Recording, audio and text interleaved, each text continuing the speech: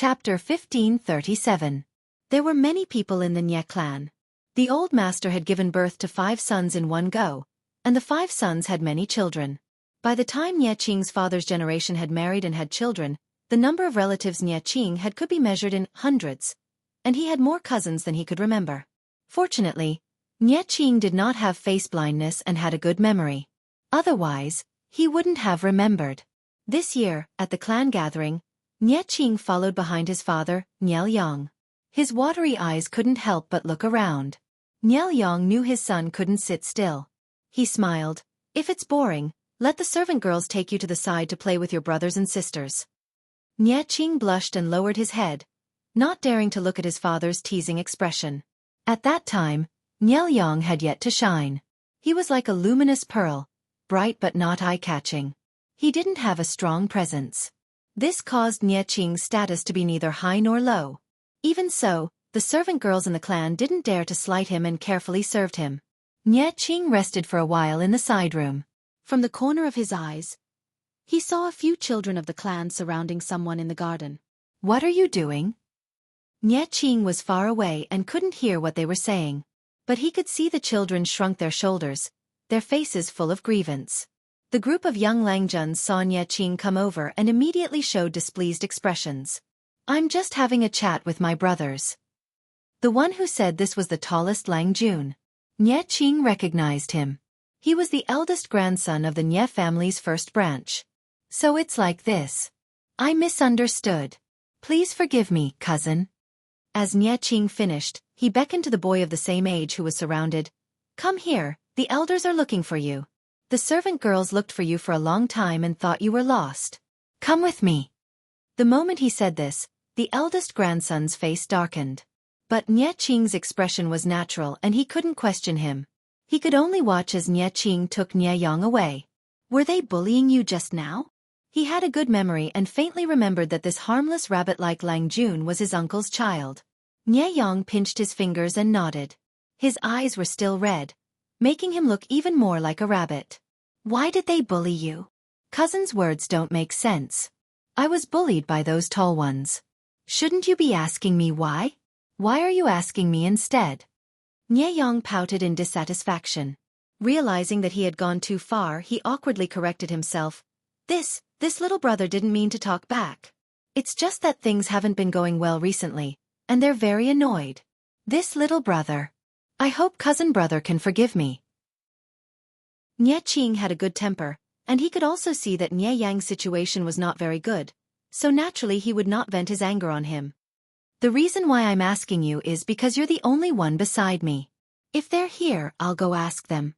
Nye Yang's face turned red in embarrassment. He felt apologetic for his antisocial behavior. It's nothing much. When I was in the family school, they were criticized by the teacher for their homework. Little brother came in late, but he did better than them, so they were jealous.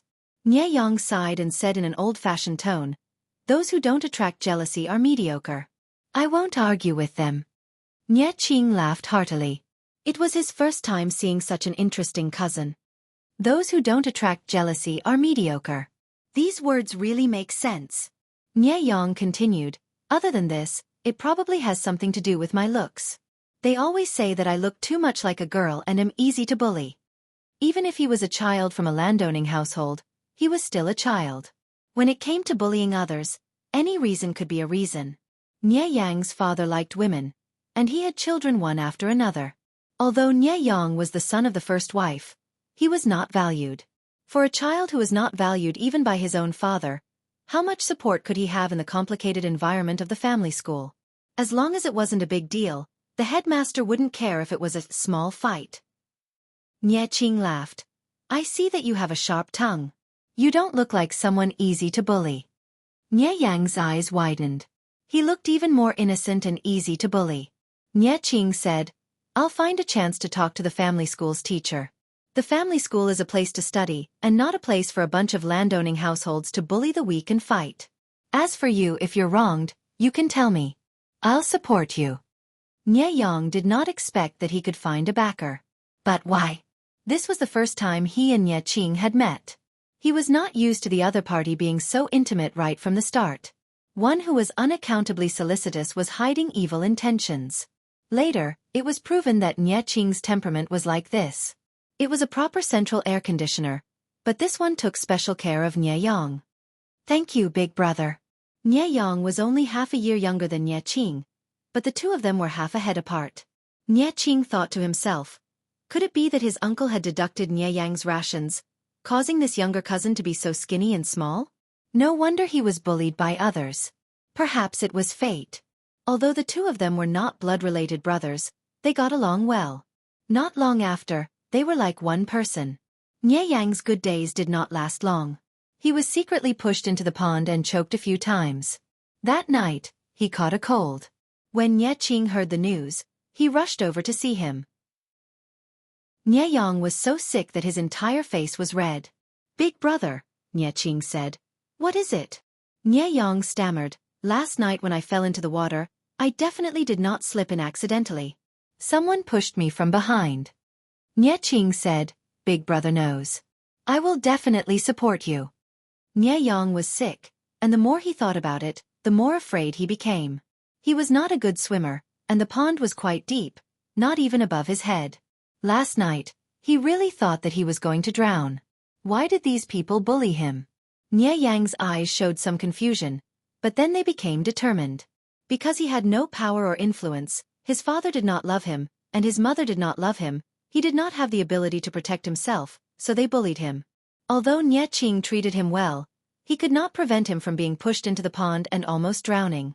To put it bluntly, he still had to rely on himself to climb up until no one dared to bully him anymore. As he thought of this, a strange light laugh suddenly rang in his mind.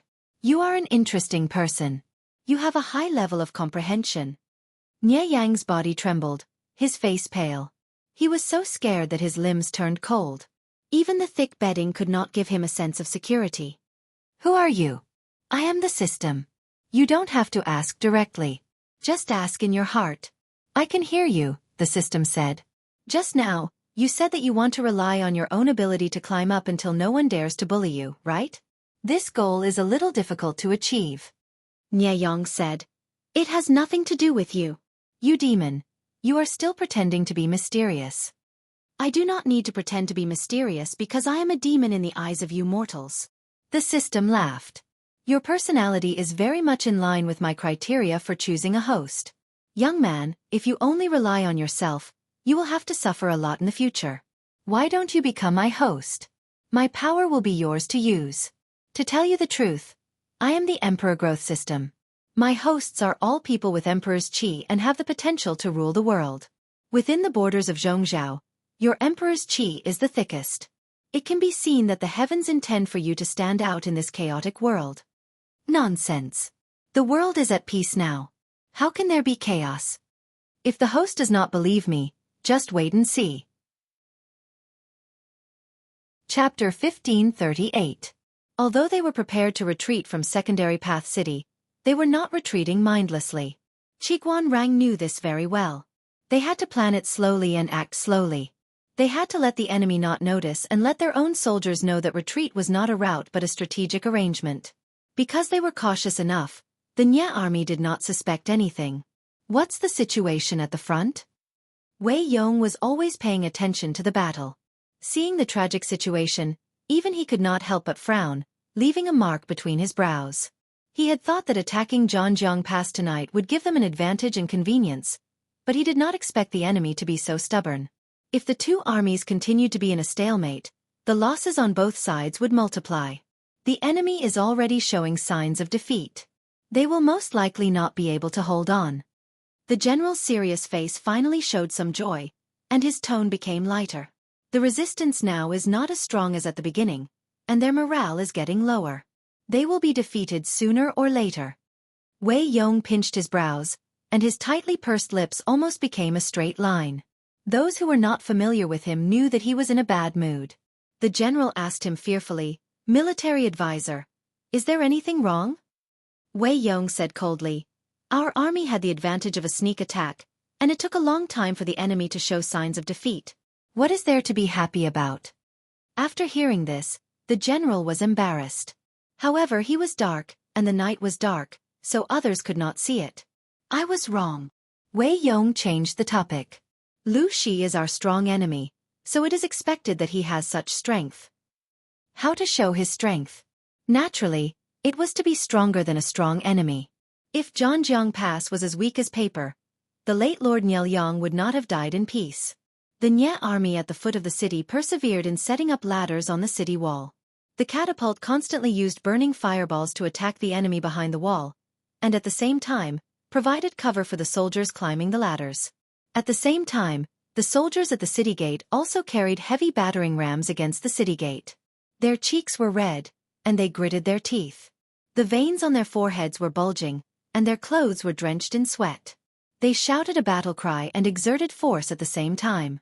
Even though Zhanjiang Pass's gate was sturdy, it was now cracked. Seeing the crack, everyone was greatly encouraged, as if victory was right in front of them. They worked even harder. When the sound of the crack on the city gate expanding reached his ears, it was like the sound of nature. With a loud bang, the city gate was completely blasted open.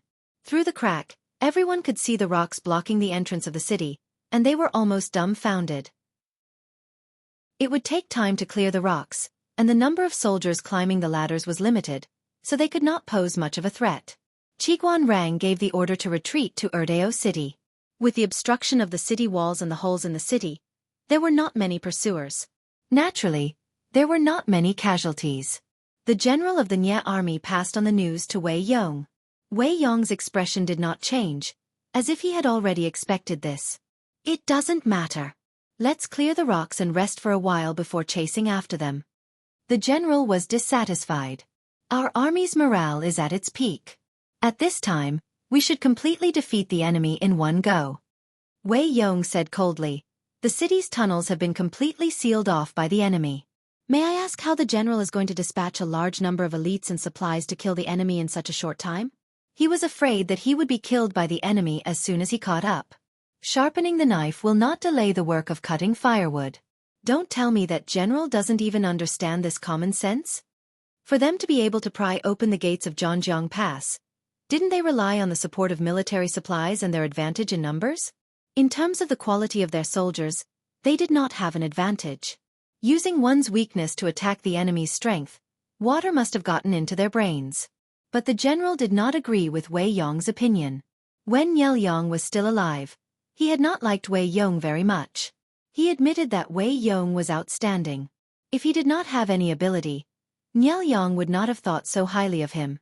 However, there was a good saying, man proposes, but God disposes. So what if this group of strategists had the ability to scheme and scheme?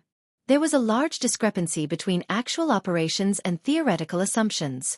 Marching and fighting a war could not be done by relying on armchair strategies. They had to take into account the changes on the battlefield and make targeted adjustments at the right time. Wei Yong was afraid of the slightest thing in battle. He felt angry just looking at him. Now, he had even pushed away a great opportunity. What did he want? Thinking of this, the general felt even more depressed. Wei Yong was a strategist. It was enough that he was responsible for planning, but he was interfering with the general's work. Many of Nielyang's old officials felt that Wei Yong wanted to monopolize power and make the new Lord Nye Qing a figurehead.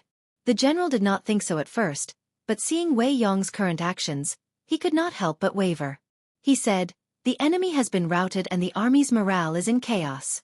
This general thinks that we should follow up our victory and pursue them, not giving them any chance to breathe. The strategist thinks too much. Instead, he attends to one thing and loses sight of another, delaying the opportunity. When it comes to marching and fighting a war, this general boasts that he is not much worse than the strategist. Wei Yong could not help but sneer.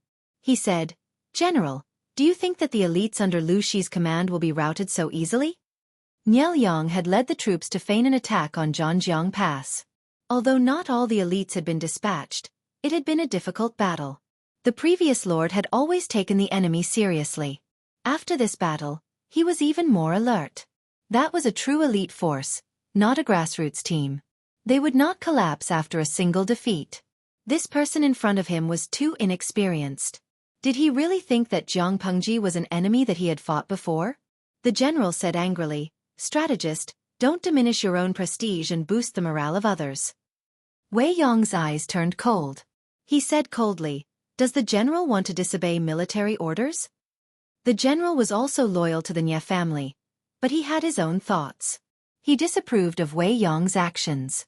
He said, "Strategist, don't forget that in terms of responsibilities, you are in charge of the civil and I am in charge of the military. Although the strategist can intervene in the matter of deploying troops, it is not something that you can decide on your own." As a strategist, Wei Yong had a certain amount of military power, but when it came to truly haggling, he was still a civilian and could not suppress the other. If Fan Chen or the young master Nie Qing were here, he naturally would not be afraid. If he was alone, it would be somewhat troublesome. If the general insists on doing so, I have nothing to say. I only have one thing to say. If we lead the troops to pursue and cause the battle to fail, will the general be willing to take responsibility?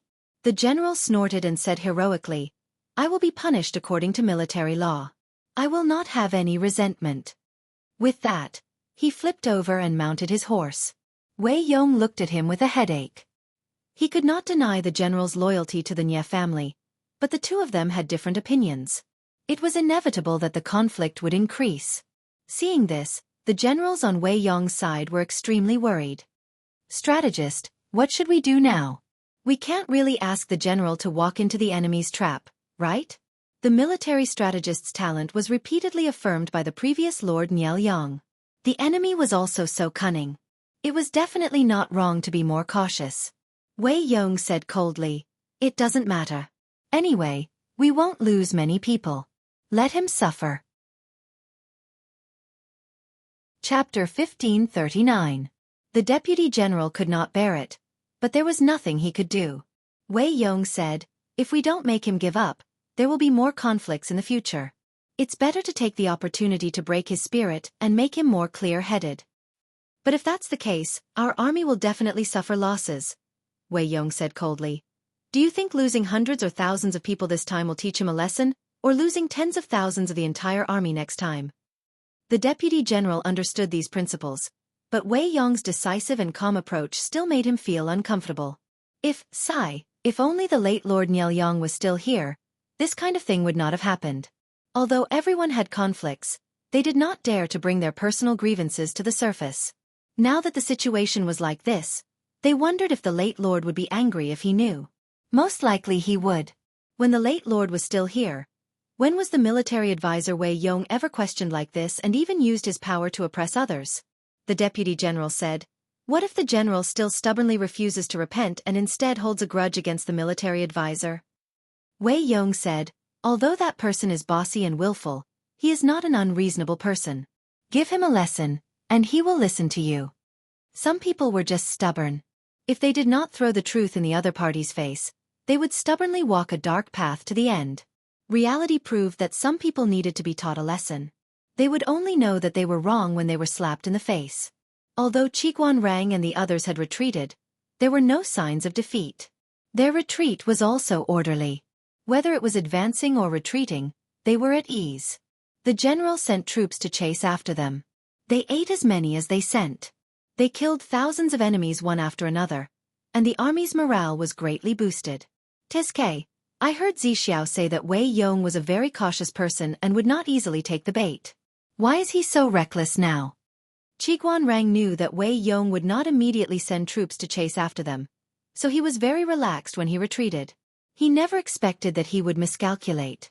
If not for the fact that the city entrance was still blocked, the enemy could only climb the ladder to the city wall.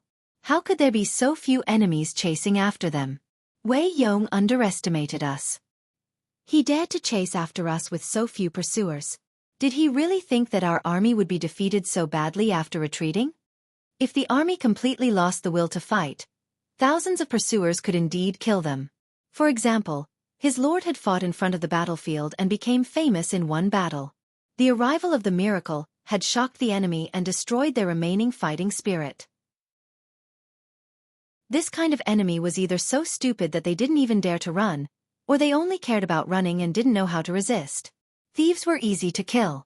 However, when Qiguan Rang examined himself, he did not think that he met the above criteria. "Counselor, maybe he's just being careless." The young general who was guarding Qiguan Rang interrupted with a smile. Rang frowned slightly. It's not to the extent of being careless. Do you think our military counselor Wei Zixiao will get carried away and become careless? As the saying goes, birds of a feather flock together. Wei Ci valued his eldest brother Wei Qiu so much.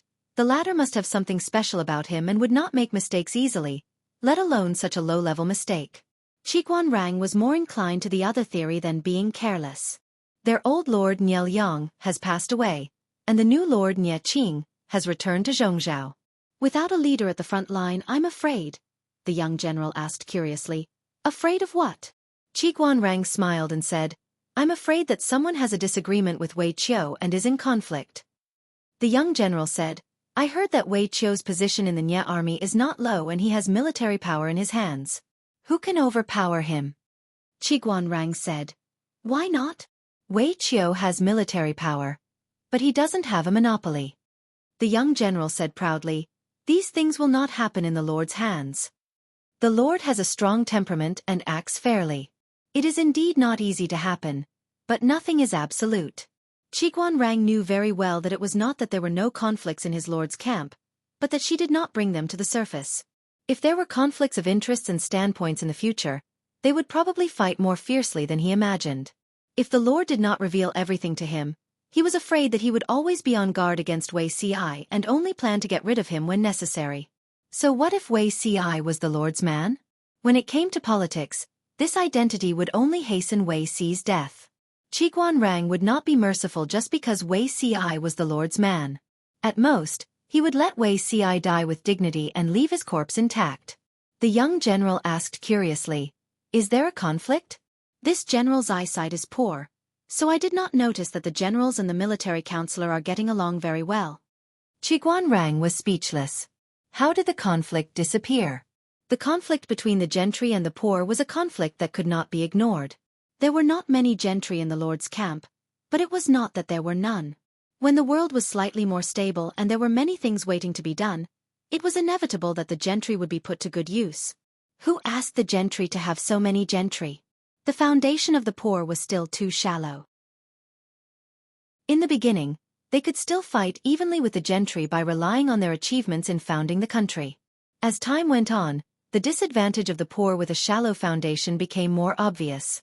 They would either be assimilated by the gentry and become a new gentry, or they would fall and never have a chance to make a comeback. For the gentry to survive for so many years, their means of survival were not comparable to those of the poor.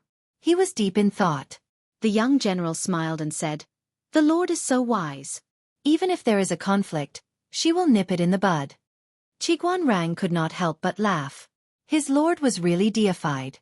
Yes, the Lord is the child of providence. There is nothing she can't do. Wei Ci's brainwashing was really scary. A good seedling had been brainwashed into a brainless fanboy. General Nie Jun caught up and found that the enemy had retreated calmly and did not look as pathetic as he had imagined. His face immediately burned. Not only was he ashamed, but he was also angry at being played by the enemy. You brats, such despicable behavior is really infuriating. The general was a person who cared about his reputation. He had just dissed Wei Yong without thinking, and now he was slapped in the face by the enemy. When Wei Yong caught up with the soldiers, he did not dare to look at the other party's face. Fortunately, Wei Yong was magnanimous and did not deliberately use this to humiliate him. The two of them tacitly brushed this matter aside. Wei Yong said, retreat 1 kilometer with the troops first. We will attack when the supplies are ready. The general subconsciously wanted to refute, but he had learned his lesson and did not want to be slapped in the face again in such a short time. We will listen to the military counselor's arrangements. Many soldiers did not understand Wei Yong's decision to retreat 2 kilometers. They had won a small battle. Why should they give up the fat meat in their mouths and choose to retreat? This was a classic case of information stagnation. The people below did not understand the orders of their superiors. Some would blindly follow, but there were also people who were confused and even misunderstood. Why are they retreating? Retreating to Erdeo City, they could not help but feel puzzled when they saw the enemy retreat. Rang smiled and said, of course they have to retreat. Why don't we wait for our army to send out troops? The enemy's supplies did not keep up. At this time, they had to retreat and stabilize the situation. If they continued to wait, they would capsize. Old Master Sun Wen's face was cold as he asked Qiguan Rang, "Is it possible now?" Chapter 1540. There was also a need to pay attention to the timing of the attack. If it was too early it would not be enough, and if it was too late, it would be easy to lose the best opportunity. Qiguan Rang was experienced and could control the timing, not to mention that he had Wei Ci and Old Man Sun Wen by his side. Be vigilant, the enemy is most likely going to attack. Wei Yong's face was solemn. "Counselor, you said, they will attack now?" The general was shocked at first, but he quickly understood. He grasped the weapon in his hand tightly and said in a thunderous voice, "Counselor, don't worry. If they dare to attack, we will make sure that they do not return," Wei Yong said. "Of course they will attack. Otherwise, when our supplies are in place, they will not be able to defend themselves and their morale will collapse." A retreat could appease the soldiers and ensure that their morale would not be broken and their formation would not be disrupted. If there was another retreat, they would be in a passive position. Wei Yong had reason to believe that this was Qiguan Rang's last chance to attack. As expected, there was movement in Erdeo City. Several city gates opened and soldiers poured out like a tide. The cavalry and chariots were at the forefront. They were extremely fast and closed the distance between them in no time. It looked like they were about to charge. Wei Yong ordered the archers to face the enemy and set up the barricade posts to obstruct the enemy cavalry's attack as much as possible. Then he ordered the archers to attack with arrows. The cavalry had always been a headache for the feudal lords, not to mention that Jiang Pengji had both heavy and light cavalry. Both had their own strengths and were difficult to coordinate. The heavy cavalry collided and cut the formation while the light cavalry used their speed to outflank the enemy. It was an invincible combination.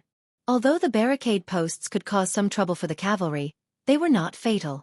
Jiang Pengji's heavy cavalry used heavy horses. Both the men and horses were covered in heavy armor. The craftsmanship of the armor had been improved by her several times. There was almost no weakness on the armor. The joints were hidden and the armor was as thick as half a knuckle. Unless the enemy archers had superb archery skills and could aim at the eyes of the men or horses from a long distance, it was difficult to cause fatal damage to them. The armor was either bronze or refined iron. How could ordinary arrows break through such heavy defense? In Jiang Pengji's words, the heavy cavalry were a group of iron turtles.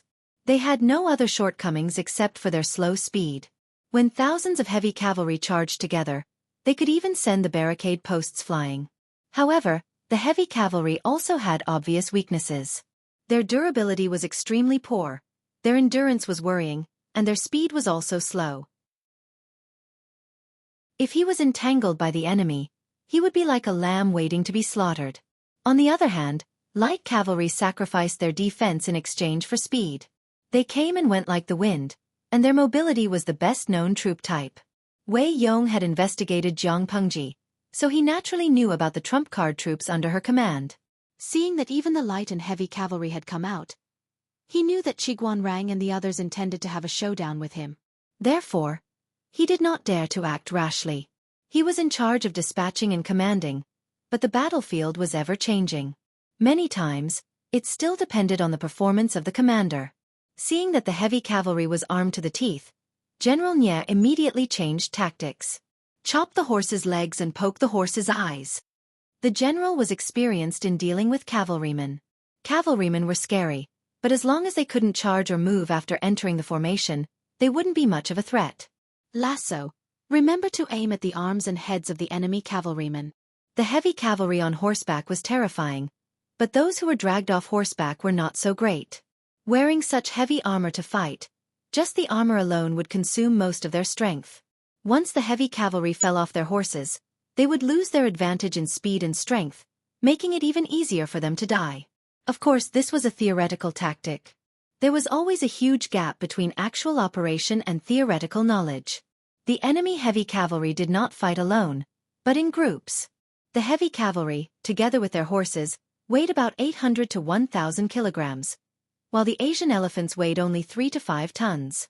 The heavy cavalry launched an attack at the same time, ignoring the enemy's defensive posts and charging into the enemy's formation against the rain of arrows. How could a few dozen soldiers stop them? They crossed the defensive posts and charged into the crowd. The unlucky guy who bore the brunt of the impact had his sternum broken, His head split open, and he could not be more dead. The zanmadeo in the hands of the heavy cavalry was also specially made. The blade was wide, the handle was extremely long, and the blade was sharp. Chopping off a person's head was like cutting tofu. More than 1,000 heavy cavalry seemed to have barged into no man's land. They ignored the drizzle of obstacles along the way. The heavy cavalry's performance was so outstanding, the light cavalry was not willing to fall behind. The most annoying thing about cavalry, especially light cavalry, was that they would attack when they wanted to, but by the time you wanted to retaliate, they had already run far away. How could a two-legged person compare to a four-legged horse? Moreover, it was a fast-moving live target that was difficult to aim at. Archery was not so easy to practice. Those godly archers who could shoot with 100% accuracy could not be ordinary archers their entire lives. Most of the time, the role of an archer was to shoot arrows in the direction of the enemy and cause indiscriminate damage through a large area of arrow rain. If one arrow could not hit its target, then a few more would be shot. A blind cat could always find a dead mouse, and the arrows that were shot could also hit the enemy. Qiguan Rang sent the heavy cavalry to lead the attack, not to use them as cannon fodder to fight the enemy. They were the most valuable troops under the Lord's command. Men could eat, but horses could eat even more. Every qualified cavalry battalion soldier was built with money and rice. The main purpose of the cavalry going into battle was to use them to oppress the enemy in terms of momentum and force them into confusion. At the same time, it was to buy time for the follow-up troops.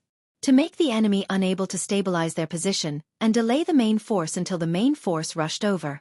However, they did not only have cavalry. The Nye family was even wealthier than Jiang Pengji. The scale of the cavalry that they trained was not small. Qiguan Rang saw that the enemy had stabilized their position and began to counterattack. He immediately ordered the cavalry to return to the formation to reduce losses as much as possible. The light cavalry stood guard and obstructed the enemy's pursuit. The heavy cavalry was responsible for covering the return of the formation. It would be heartbreaking to lose even a few of these gold ingots. Kill. Wei Yong saw the situation and his expression was extremely cold. At this point in the fierce battle, the sky slowly turned white. The two armies fought for a whole night, but both sides were in high spirits. As soon as the battle began, they were inseparable and fought to the death. The Nye army's morale was high because of a small victory. Jiang Pengji's troops were full of confidence. They killed until their eyes were red. At the same time, Jiang Pengji and the rest led the remaining troops to a draw with the troops led by Fan Chen. Fan Chen's troops were originally 2 times larger than theirs, but now they were tied by her. Pft! Jiang Pengji spat out a mouthful of blood and revealed a sinister smile. It was a really satisfying night of killing. In front of her were enemies and there were heads everywhere. Most importantly, no one could beat her in killing them. I haven't killed to my heart's content in a long time. Bai Ning was also old and seriously injured. After staying up all night, he showed signs of fatigue. Hearing his lord's words, he could not help but smile bitterly. If he counted the corpses on the battlefield, he was afraid that 1/3 of them had died in the hands of his lord. No one survived under the god-slaying sword. Those who were slashed by her would die.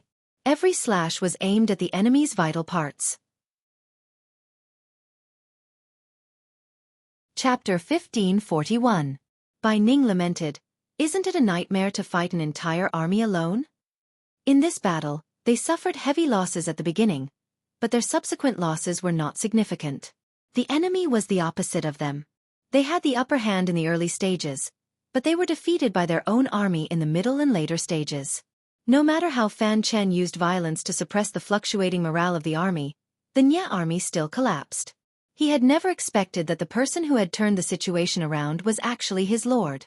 She had relied on violent means to forcefully beat the arrogant enemy to the ground. Initially, the enemy outnumbered them, but the lord led the soldiers to cut down the numbers on both sides. There was actually such a thing in the world. Qin Gong muttered, "An ordinary person's arm would be crippled after wielding a sword for a whole night. On the other hand, my lord is still full of energy." Bai Ning echoed, "She's inhuman." At that moment, they even suspected that their lord was a deity who had descended to the mortal world to play with mortals like them. Little did they know that their lord, whom they praised to the heavens, was being lectured by the old chief, who had just returned to sleep. Jiang Pengji was extremely depressed. The old chief could go back to sleep happily, but she had been fighting and killing the enemy the whole night. Even if she didn't get any credit, she had worked hard. Couldn't the old leader be merciful and give her some face? You Abba. There's really something wrong with your mentality. As the saying goes, a higher-ranking official can crush a person to death. The old chief was not only Jiang Pengji's former superior, but he had also guided and taught her. Even though she was very depressed, Jiang Pengji could only listen obediently on the surface. She yawned as she listened. You Abba. Do you really think you've completed the mission given by the Federation by killing the Skybrain? Can you just retire after accomplishing your mission? Jiang Pengji felt a headache when she heard that. She said, "What exactly are you referring to, old chief? My mentality is very normal." She really didn't know what was wrong with her, but bystanders could see things clearly. Perhaps the old chief really saw something, so she listened attentively. You Abba. You've long suspected that there was something wrong, but why did you still fall into the enemy's ambush? Jiang Pengji sneered. Didn't the old chief say that if you pretend to be a pig to eat a tiger for too long, you'll be assimilated? Remember not to make the same mistake next time. After she said that, the old chief was silent for a long time. After a while, he sent a long message to Jiang Pengji. Your Abba, that's part of the reason, but isn't the other reason that you're in a hurry? Jiang Pengji frowned slightly. What did she mean by anxious for quick results? She looked very anxious. Old chief, you're wrong to say that. When have I ever been impatient for success? If I was really in a hurry, I would have pestered you to mail me mecha, battleships, or other firearms. It's not easy to dominate the world. Let's take a step back and say that I can use my own abilities if things don't work out, but I don't have any. How can you say that I'm anxious for quick results? Jiang Pengji felt wronged. The old chief's accusation was groundless. Your Abba. You said no? Aren't you in a hurry to attack the city and settle the matter in front of you so that you can return to the Federation? For the sake of this goal, your mentality has changed. You are far less serious than before. To put it bluntly, you have even lost the basic respect for life. You knew that something was wrong. You knew that the spiritual realm could help you investigate the enemy's situation and avoid harm, but you never thought about this. Rather than saying that you were assimilated and forgot about this ability, it's more accurate to say that you subconsciously did not intend to use it. The more Jiang Pengji listened, the more she frowned. To outsiders, she looked like she was wiping the blood off the god-slaying sword. Old chief, if you have something to say, just say it. Why do you have to beat around the bush? Your Abba. Are the lives of the soldiers under your command important to you? She was a genetic warrior. The education she received from a young age was to sacrifice everything for the overall situation, including her own life. Jiang Pengji could even sacrifice her own life. What else could she not give up? In order to achieve her goal, it was normal to sacrifice the lives of the soldiers under her command. However, Jiang Pengji said, "Of course it's important." Your Abba. Did you really not know that the enemy had set up an ambush, or did you take the bait even though you knew there was an ambush? Jiang Pengji's lips curled into a cold smile. What's the difference?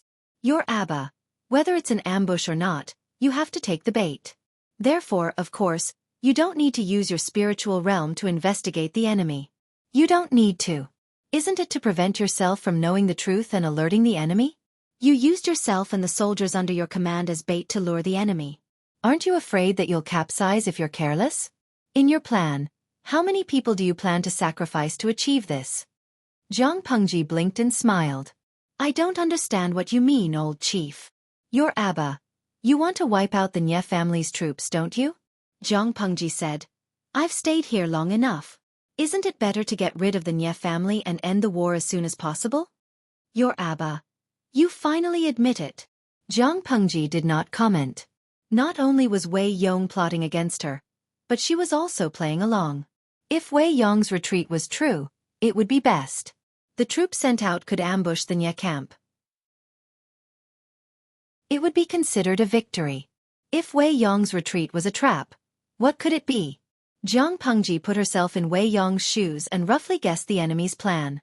It was no exception. They would set up an ambush to kill the troops that ambushed the Nye camp. What's more, they would arrange for an ambush to ambush Zhanjiang Pass. If they ambushed Zhanjiang Pass, Wei Yong would definitely go all out and send out all his troops. Jiang Pengji weighed the two options. Her brows had never relaxed. In the end, she decided to beat them at their own game. Regardless of whether the enemy was acting or not, she would find out after a while. She did not use her spiritual realm to investigate. Just as the old chief said, she did not think of it. Secondly, she did not plan to use it. Whether it was the enemy's scheme or not, it was all within her calculations. Except for a few people, Qin Gong and Bai Ning did not know about this plan. A secret was a secret because few people knew about it. The fewer people who knew about it, the smaller the loopholes. She could protect the lives of the two of them, but she could not guarantee the survival of the other soldiers. The old chief was angry and reprimanded her, mostly because of this. In order to achieve her goal, Jiang Pengji pushed the soldiers who did not know about it to their deaths. Old chief, I've never been a good person. The rule of genetic warriors is to achieve their goals by hook or by crook. Necessary sacrifices are inevitable. Jiang Pengji said calmly, on the whole, the Nye family has been destroyed. Our army's overall losses are smaller. If the Nye family was allowed to jump around, the two armies would fight one battle after another. The accumulated losses would be too great. It was better to gather the troops and set up a dead end for them. They would suffer a heavy setback and suffer a great loss. Even though this plan would sacrifice some innocent soldiers. Your Abba, if it were the federal soldiers, would you sacrifice them without hesitation? Chapter 1542. My lord, the enemy has fled. Should we chase after them or rescue Zhanjiang Pass? Qin Gong wiped the blood off his face and revealed a carefree expression. The battle tonight was really satisfying. Jiang Pengji looked at Zhanjiang Pass from afar. Her eyes were as deep and dark as a deep pool, containing a coldness that outsiders could not perceive. Capture the remaining soldiers. The battle at Zhanjiang Pass is probably over. Qin Gong was stunned. He did not seem to understand what Jiang Pengji meant. What did she mean by the battle at Zhanjiang Pass is probably over? Would our army or the enemy be victorious? He had looked in the direction of Zhanjiang Pass earlier. The flames there soared into the sky and dyed the pitch-black sky red. It was obvious how intense the battle was. If the enemy came out in full force, Zhanjiang Pass would most likely be routed thousands of miles away when it was undefended. However, his lord looked as if she had a well-thought-out plan. Could it be that there was something else going on? Jiang Pengji interrupted his speculation. Why are you in a daze? Qin Gong said, I'm just curious. If the enemy comes out in full force, it seems impossible to defend Zhanjiang Pass. Jiang Pengji said, why not? Do you know what it means to wait for a hare by a stump and catch a turtle in a jar? Qin Gong said, although I'm not as knowledgeable as you, I understand the meaning of the words. My lord, do you mean that the Nye army failed to sneak attack Zhanjiang Pass and instead fell into our army's counterattack? That's not right. Our troops are all guarding the pass. How can we have extra troops to carry out an ambush? You're half right, Jiang Pengji said. Besides, who told you that the remaining troops of our army are guarding the pass? If one was attentive, he or she would probably discover a very strange thing. The troops that Jiang Pengji brought to guard the pass were about tens of thousands of troops of the Nye army. Tonight, the troops that attacked Jiang Pengji were twice as many as hers. The troops guarding Zhanjiang Pass were also much fewer than the Nye army. So the question was, where did the troops that had disappeared under Jiang Pengji's command go? Qin Gong did not turn around for a while. Jiang Pengji's indifferent face revealed a slight smile. At that moment, she saw the old chief send her a message from the corner of her eye. Your Abba, I can't comment on whether your behavior is right or wrong. I just hope that you can stay true to yourself. Also, there's something I forgot to tell you. It's because your genes awakened much earlier than I expected. There was a flaw in the ancestral atavism gene of the Jiang clan's ancestor. To be more specific, it would affect one's temperament, causing one to be easily angered and unable to control the killing intent and dark emotions in one's heart. Jiang Pengji said, does the old chief think that my decision to sacrifice the troops and horses was influenced by the awakening? Your Abba. No, I'm reminding you not to let the sky brain take advantage of me. I don't want to kill my successor with my own hands. Jiang Pengji frowned slightly. The old chief's words had a deeper meaning. I'm not a 3-year-old kid. How could I be bewitched by him? Your Abba. Nothing is absolute. The Zhongs were so prosperous hundreds of years ago. They had so many talents in the family, but they were still killed. No matter how capable Zhang Pengji was, could she be stronger than those geniuses? Even other people had fallen into the trap of the sky's brain, let alone Zhang Pengji, who was just a little girl in her early 50s.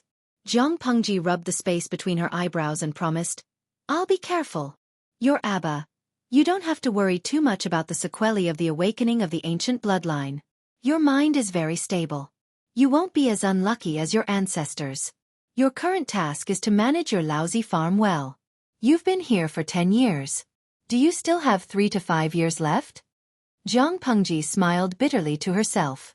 The old chief said it lightly, but she wasn't herself. Zhang Pengji had been in this backward and ignorant era for too long. She originally thought that she would not be able to return to the Federation, so she gave up and managed everything she had. Unexpectedly, the old chief appeared and told her that it was probably a trap set against the sky's brain. At the same time, he tested her to see if she had the qualifications to become a marshal. Zhang Pengji could return to her own era. Why would she waste time and energy in an unfamiliar place? As time went by, such thoughts became clearer and clearer. It affected her mentality more or less. However, no matter what, she did not regret the plan this time. If there was anything she regretted, it was probably that she regretted hiding it from Qin Gong, Bai Ning, and the troops. They unknowingly stepped into the enemy's trap and caused additional casualties. She did not regret anything else. It was fine as long as she had a clear conscience. If she was given another chance, she would do the same thing again.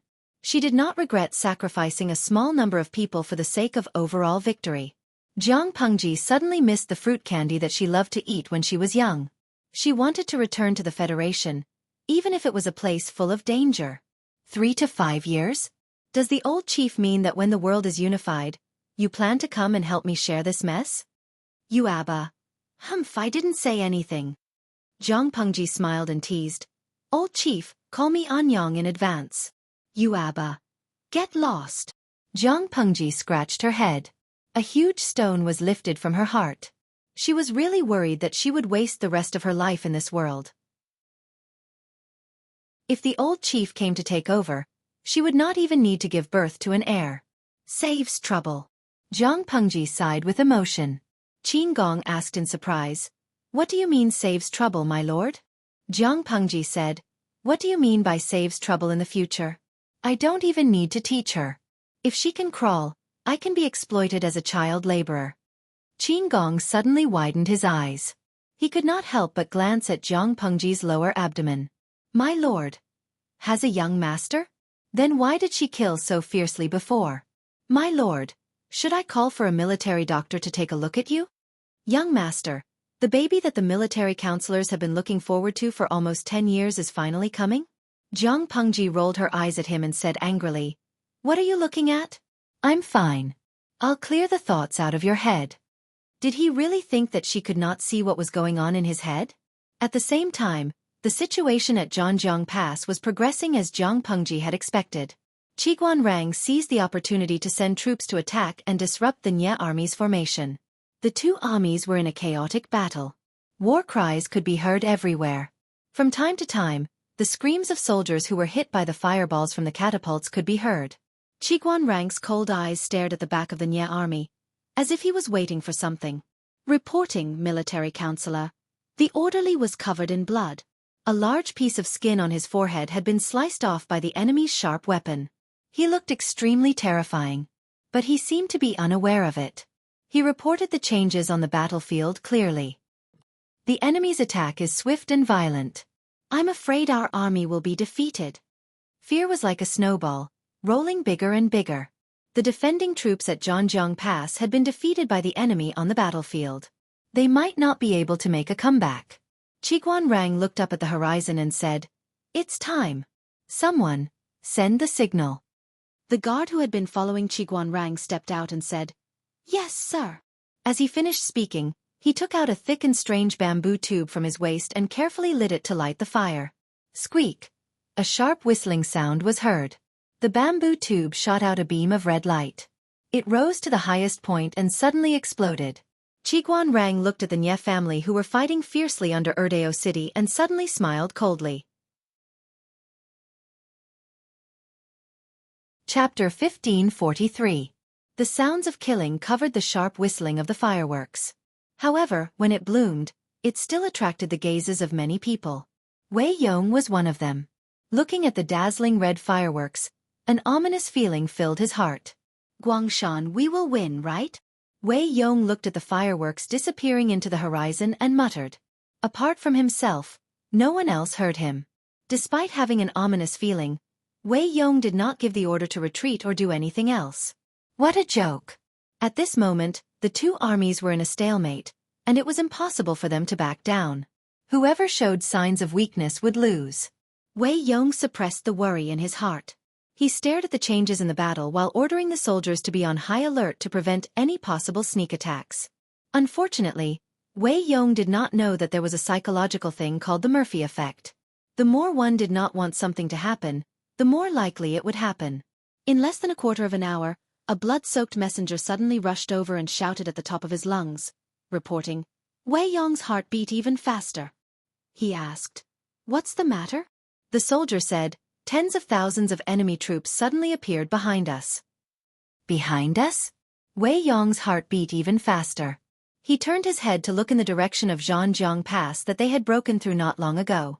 A large number of enemy troops had indeed appeared there and were sneak attacking the weakly defended rear.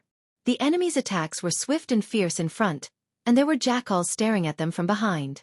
The Nye army was actually surrounded. There were only a few exits in Zhanjiang Pass. In other words, the Nye army had no way to retreat. The enemy's appearance was quite clever. Not only did they attack from the front and back, they also used violence to break up the Nye army's formation, causing the army to fall into chaos. Seeing this, Wei Yong could not help but clench his fists until his knuckles turned white. He clenched his teeth and trembled because of his intense emotions. The Nye army focused on attacking the enemy in front of him. As the two armies were in a stalemate, he did not suspect that the enemy had the strength to split up and ambush them. Who would have thought that the enemy would be so ruthless and patient, not revealing this trump card even when Zhanjiang Pass was about to be breached? Instead, they had to lure the Nye army into Zhanjiang Pass and only use this trump card after the two armies fought? Wei Yong was thoroughly convinced by his forbearance. Even though they were pincered by the enemy and the Nye army was in disarray, Wei Yong did not give up. He tried to lead the troops to break out of the encirclement, but Xueqi and the others were determined to keep the Nye army here, not giving them a way out. This slaughter continued from dawn till dusk. Only then did it stop. After a fierce battle, nearly 200,000 Nye soldiers were defeated. In the end, only 20 to 30,000 of them managed to escape. The remaining soldiers were unlucky. When they retreated, they bumped into Jiang Pengji, who was leading the troops back. Once again, they were ruthlessly attacked. When Jiang Pengji returned with her troops, the 5 million idlers in the streaming room were still laughing, but they soon stopped laughing. Zhanjiang Pass was covered in blood. The originally majestic city walls were now full of holes. Every inch of the walls was soaked in the blood of both sides. Jiang Pengji acted as if she didn't see any of this. She rode her horse through the city entrance and entered Zhanjiang Pass. Drip, drip. The salted fishes were shocked to find that there was scarlet blood in the potholes on the ground. Big White's hooves would always splash blood when they stepped into the shallow potholes. Tudu Feichio, streamer, was it raining last night? Kazijio Chifan, it doesn't look like it was raining, the salted fishes spoke cautiously. Some of the more sensitive ones found that there was something wrong with the streamer that day. This kind of abnormality made them explode with a desire to live from heaven. All of them kept quiet out of fear. For example, it was probably low air pressure. Just looking at her made one feel a sense of heaviness. It made one's heart feel stuffy, and even breathing felt laborious. Gue Kai Guo Fengxiu. How is it raining? It's obviously blood. What happened at Zhanjiang Pass last night? Why is there so much blood? Did the Nye army sneak attack again? Streamer, you're not being honest. You should have started streaming last night. It's a pity that you missed it. The salted fishes complained. This was not the first time that Jiang Pengji had secretly eaten alone. In the past, many important battles happened in the middle of the night, but she was unwilling to start streaming.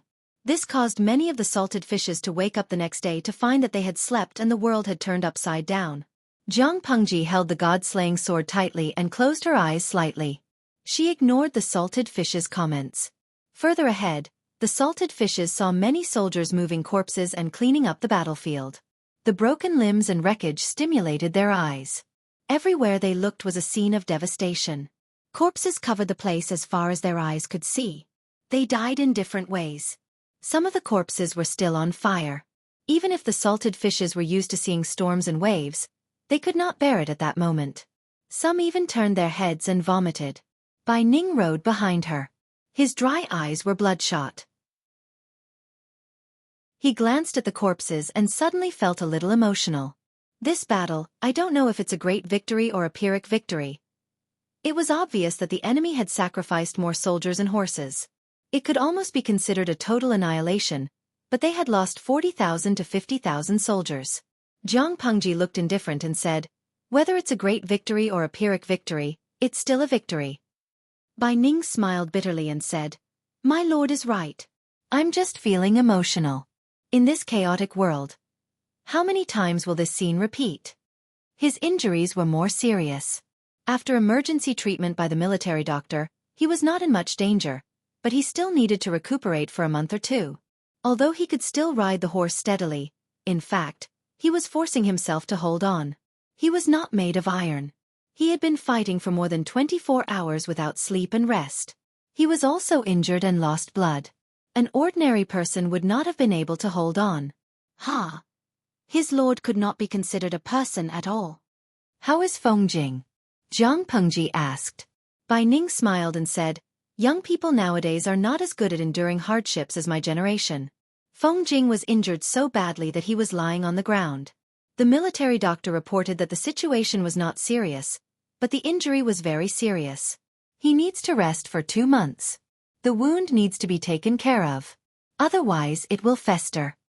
Jiang Pengji said, "Squatting in the camp for 2 months is better than losing his life on the battlefield." Bai Ning listened to her and felt a little uncomfortable. He and Qin Gong were not fools. Some things they did not realize at the time, but after the war stopped and they thought about it, they could figure it out. They could not guess the details of the whole layout, but they knew the general direction. If they guessed correctly, the Lord and their 30,000 soldiers were the bait thrown out. Understanding this, Bai Ning did not know what to say. At the same time, he was not in a position to say anything. As the Lord, she had gambled her life. What was Bai Ning and the others? Not to mention that they had survived. Even if they lost their lives, it was a profitable trade to exchange 50,000 soldiers for 200,000 soldiers of the enemy. Bai Ning sighed secretly. Suddenly he spat and scolded in his heart, "This messy world." Chapter 1544. Seeing his lord return, Xueqi still felt uneasy. Seeing Jiang Pengji alive and well, he heaved a sigh of relief. Xueqi initially suggested Qin Gong and Bai Ning to lead the troops and inform them of the plan in private. However, his lord refused and insisted on leading the troops herself. When he asked for the reason, she remained silent. Xueqi felt that it was both a blessing and a pain to have such a lord. It was a blessing to have such a tacit understanding with his lord, but he was always on the verge of death. It was painful to spread his wings. "How's the battle situation?" Jiang Pengji got off the horse's back and raised her hand to stroke White's mane. It rubbed against her hand intimately, panting heavily. White was a top-notch warhorse, but it wasn't made of iron. It had fought for so long with Jiang Pengji on its back and exhausted its strength. Xueqi roughly explained the situation. The overall data was not too different from the battle report Jiang Pengji had received. Apart from a small group of defeated soldiers who fled, the rest were either dead or captured. The casualties were extremely heavy. Xueqi said, "After this battle, the Nye family will never have a chance to rise again. The opportunity for our army to conquer Zhongzhou is right in front of us." Including the troops and horses lost while Niel Yang was still alive, the Nye family had lost 260,000 troops when they attacked Zhangjiang Pass. These troops were the Nye family's assets. Losing them all at once, The Nye family didn't even have their underpants left. There were many feudal lords in Zhongzhou, but only Nye Yang had the ability to fight against Jiang Pengji, who knew that Nye Yang would die early, followed by repeated defeats. In the last battle, they lost their underpants. In other words, it was only a matter of time before they conquered Zhongzhou. At the thought of his lord extending her hand to the big cake that was Zhongzhou, Qiguanrang trembled with excitement. Zhongzhou. Jiang Pengji raised her hand to rub her forehead, but her palm touched the dried blood clot. She froze for a moment and put her hand down without a trace. She said tiredly, "Let's put the matter of Zhongzhou aside for a while. Let the soldiers rest and conserve their energy." Qiguanrang looked at her carefully and noticed that her eyes were bloodshot. Her eyes were also a little red. It seemed that she was really tired. "If that's the case, then we'll follow the Lord's wishes and take a break for now. Let Zhongzhou fight among itself for a while." The corners of Jiang Pengji's lips curled up reluctantly. "Oh yes, there's a captive. Does my lord want to see him?" Qiguanrang asked. "Isn't my lord curious about why Zixiao isn't here?" Jiang Pengji said, "That captive is related to Zixiao? Could it be his eldest brother, Wei Qiu?" Qiguanrang smiled and said, "My lord is still as powerful as ever. You guessed correctly in one go. It is indeed Wei Qiu." Jiang Pengji tightened her grip on the reins and suddenly thought of something. She said coldly, "We'll see tomorrow. I'm really tired today." Qiguanrang seemed to understand something. He sighed and said, "Yes." The two of them didn't say it clearly, but they understood each other's meaning. It was impossible for Jiang Pengji to recruit Wei Dan. It was not that she was not charming enough, but Wei Dan was bound to Nye Yang. He could only be destroyed and not transferred. She said that she did not want to see Wei Dan, but she wanted to set aside a night for Wei Ci and Wei Dan to have a good time together. What would happen tomorrow, whether Wei Yao lived or died, depended on what Wei Yao thought. Jiang Pengji hurriedly said a few words and turned off the live stream. She went to a nearby well to fetch a bucket of water.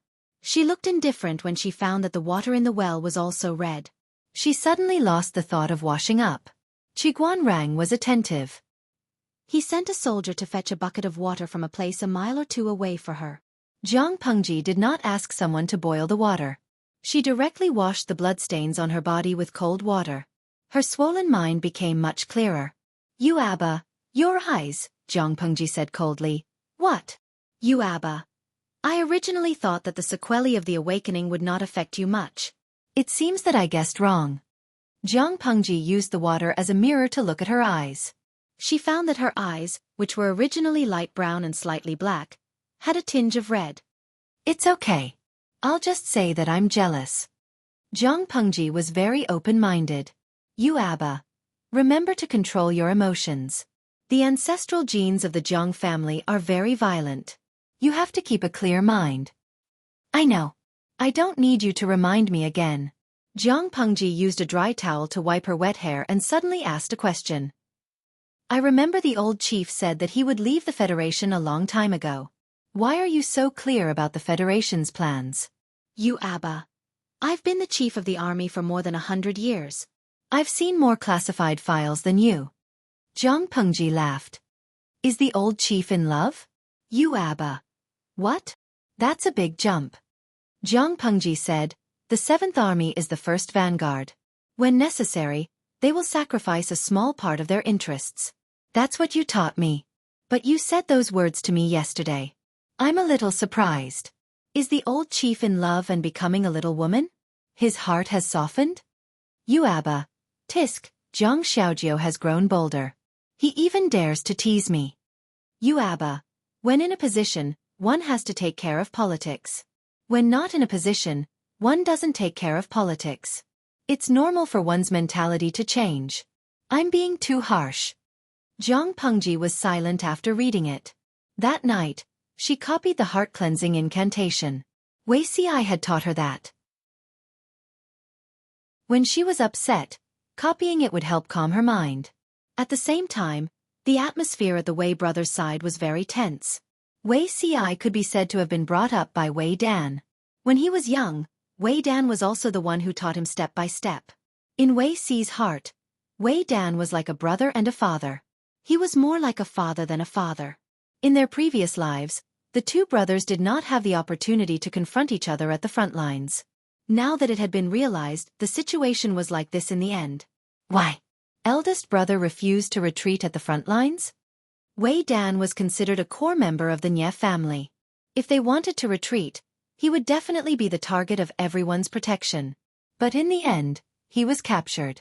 Rather than saying that he was unlucky, it was better to say that Wei Dan had no intention of escaping back. If you were me, would you have the face to go back? Wei Dan asked him. Wei Ci was speechless. Wei Dan said, Zi Xiao has been smart and quick-witted since he was young. I don't think you're here to persuade him to surrender. He used a declarative sentence and his tone was firm. Wei Ci said, You and I haven't met for many years. We only met briefly in front of Guangshan's tomb. Why don't we take this opportunity to have a good reunion? He understood his eldest brother's temperament. It would be useless to persuade him. The other party's position and choice could not be changed with just a few words. Wei Dan said, Sure. Most of the candles on the table were burnt. Wei Dan suddenly asked Wei Ci, Do you still hate father?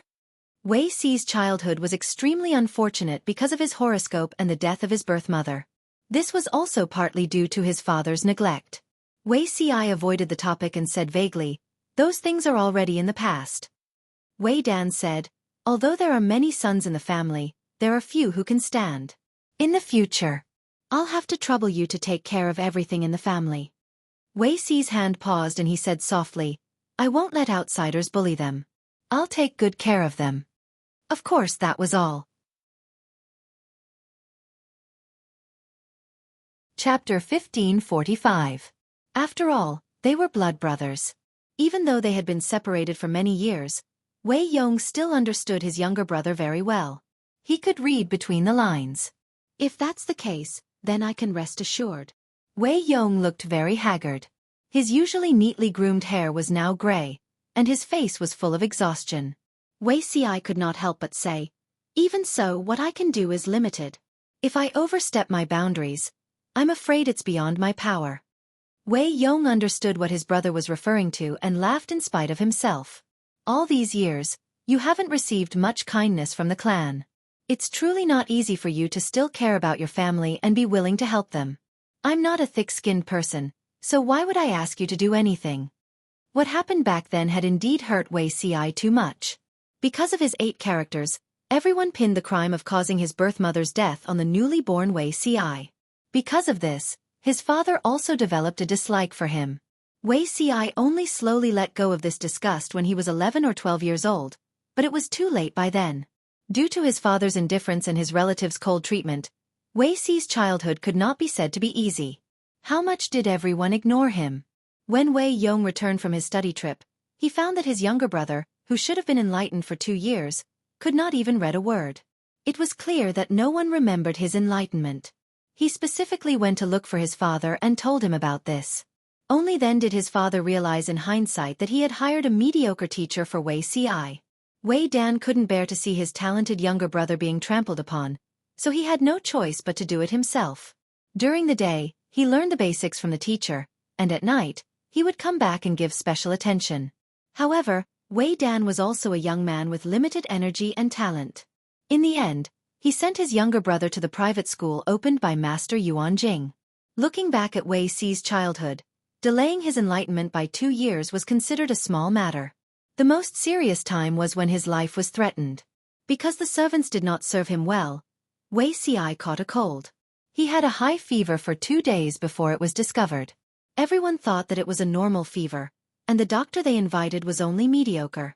When Wei Dan returned to the mansion, he found that his younger brother was about to go crazy from the fever. He hurriedly sent him to Xinglin Divine Hands to save his life. Knowing these matters of the past, Wei Yong had no way of asking his younger brother to do anything for the clan. Moreover, Wei Ci was a man of his word. Since he had promised to take care of his family, he would definitely do it. Elder brother, Wei Ci looked at Wei Dan and could not speak for a long time, as if something was stuck in his throat. Wei Dan understood his younger brother, but how could Wei Ci not understand his elder brother? Whether it was his previous life or this life, Wei Ci's temperament had not changed much. In his previous life, he had died of depression because of the early death of his best friend. In this life he was afraid. Thinking of this, Xueqi felt as if thousands of words were stuck in his throat. He felt powerless and could not even say the last sentence. Wei Yong was very open-minded. He said, "Are you trying to persuade me to drag out an ignoble existence?" He didn't even address himself as brother anymore. Under the candlelight, there was a hint of melancholy between his brows. Xueqi's hands, which were on his knees, clenched the hem of his clothes tightly. He said with difficulty, "Why don't you think about sister-in-law, nephews and nieces?" Although he didn't like using kinship to kidnap his elder brother, if he could keep him alive. Even if he had to stay alive. Wei Yong's gaze was gentle as she sighed inwardly. "You should understand my choice." Wei Yong's expression did not change, but there was a hint of reluctance in his eyes. "For your sister-in-law, write a letter on behalf of me to let her go. Let her find a good man to marry again. In my situation, even if I survive, it will only be torture for her and she will be wasting her life. Other than the youngest one, the rest of my children can set up their own families, so I don't have to worry too much." Wei Yong had 3 sons and 2 daughters. The youngest had already started to study. Xueqi's lips moved, but he couldn't say a word. His elder brother had even planned all this. How could sister-in-law agree? The more he spoke, the softer his voice became. It sounded like he lacked confidence because Xueqi recalled what happened in his previous life. In his previous life, Wei Yong and sister-in-law were a young couple. Like most couples in this world, they were arranged by their parents and arranged by the words of a matchmaker. They didn't know each other before marriage and each performed their own duties after marriage. Rather than saying they were husband and wife, they were more like friends. A few years after Niel Yang's death, his elder brother's health deteriorated. After that, his elder brother passed away when he was less than 50. Sister-in-law was silent for 2 days before letting go. She seemed to have relieved some heavy responsibility in her speech. He caused a lot of harm. After that, the Wei family's power was weak and Xueqi had a say in the imperial court, so he thought of helping his elder brother's family. His elder brother had 3 sons and 2 daughters. Other than the eldest son who was slightly mediocre, the other 2 sons were not bad. If they were to gain experience, they would have a promising future. Xueqi was closer to his elder brother's family. During festivals, he would visit his sister-in-law and nephews who were widowed at home. While chatting, he heard that his sister-in-law had a good childhood sweetheart when she was still unmarried. However, that person passed away in the cold winter of the previous year. A few days after that, his sister-in-law also fell ill. What's there to hide? She's an old woman with 1 foot in the grave now. Why would she be afraid of people gossiping? Xueqi only found out about this when he visited the residence. His sister-in-law did not hide it. Not long after Wei Yong's death, his sister-in-law became widowed at home. Her childhood sweetheart also lost his wife for many years. The 2 of them got in touch again by chance. The other party seemed to still have feelings for her, but his sister-in-law felt that she was old and it was very embarrassing to marry again at such an age. Moreover, her grandchildren all went to the academy one by one. She had to think about her grandchildren's reputation. After a few rejections, her childhood sweetheart passed away after waiting for a few years. When his sister-in-law heard the news, she couldn't take it anymore and became depressed. She also fell ill. Wei Zishuan has long lost the will to live. It's better to say it clearly. Once they part, they'll both be happy. Why delay it for so many years? You've really done a lot of harm. Xueqi listened in silence and didn't criticize anything. This matter was indeed his elder brother's fault. His elder brother's situation in this life was worse than in his previous life. Even if he dragged out an ignoble existence this time, with his temperament, he probably wouldn't live for long. He would die of depression. Wei Yong didn't know what his younger brother was thinking. He asked, "Are you married now?" Xueqi exclaimed. He didn't know why his elder brother's topic had jumped to this. "Not yet." Wei Yong asked him, "Is it because of yourself or something else? You should have a child to continue the family line." There was nothing that couldn't be said between brothers.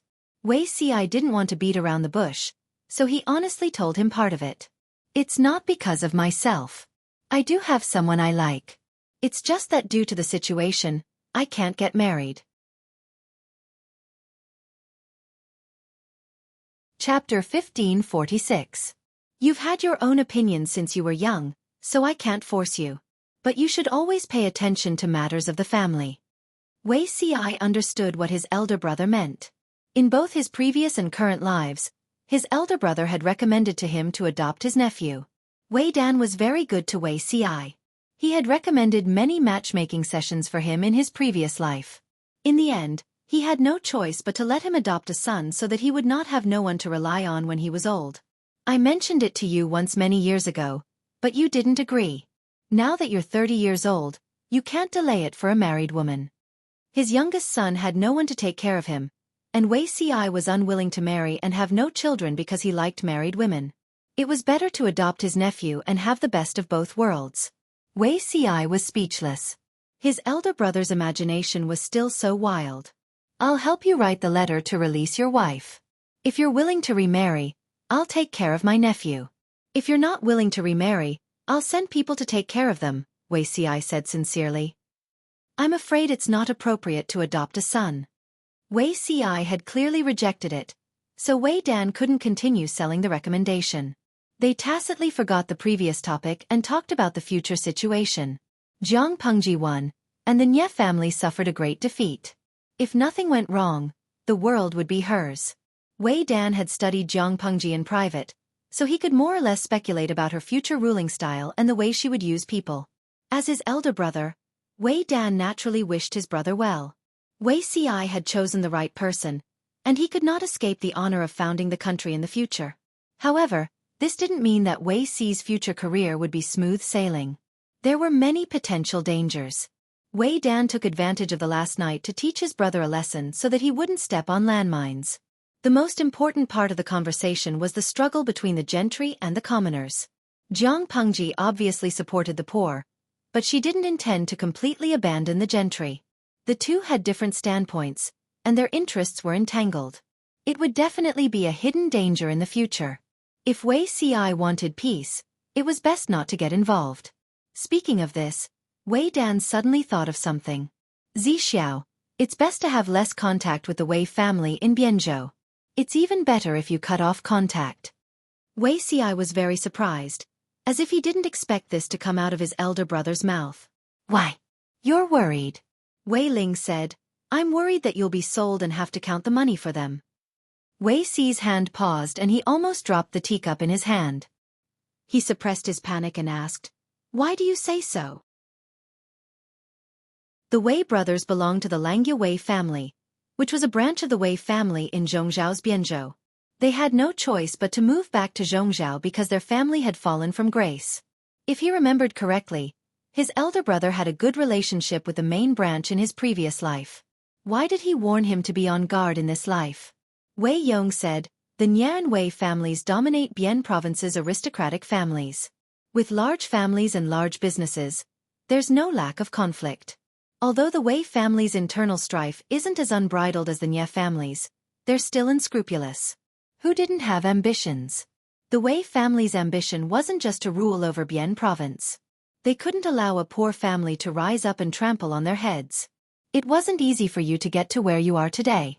I'm worried that you'll be used. In the future, when Jiang Pengji really unified the 5 countries, the conflict between the gentry and the commoners would inevitably be brought to light.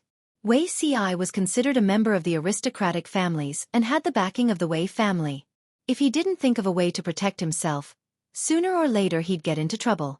The best way was to sever ties with the Wei family and be a pure subject loyal only to the superior. He wouldn't participate in internal strife so that he wouldn't fall. The more Wei Ci listened, the more his hands trembled. In his previous life, he'd been closer to the Wei family. He'd worked hard to promote and train useful talents from the Wei family to be loyal to the imperial court. On one hand, they could be loyal to the imperial court and serve the emperor. On the other hand, they could save the declining Wei family. However, in the eyes of others, wouldn't this be forming a clique for personal gain? Some shrewd people in the imperial court knew Wei Ci's identity, such as Qiguan Rang and Feng Zhen. Wei Ci's action had indeed stepped on a landmine. It was no wonder that he'd been schemed against. Apart from that, Wei Ci lowered his eyelids. A conjecture that made him shiver all over appeared in his mind. Who was the villain who'd instigated Wei Tsong back then? Wei Ci thought it was the aristocracy led by the Nye family. Now that he thought about it, he seemed to have guessed wrong. It seemed that only the Wei family had the ability to extend their influence so far without attracting Wei Ci's attention and influence Wei Tsong little by little. If Wei Tsong ascended to the throne, wouldn't the Wei family stand to gain the most? Wei Tsong had been nurtured by Wei Ci as a scholar since he was young. He didn't have any political fighting skills. If he stepped on the crown prince, Jiang Yan, to ascend to the throne, could he be a good monarch? There were so many old officials in the imperial court who'd followed Her Majesty to conquer the world and had been on standby for a long time. How could he manipulate them?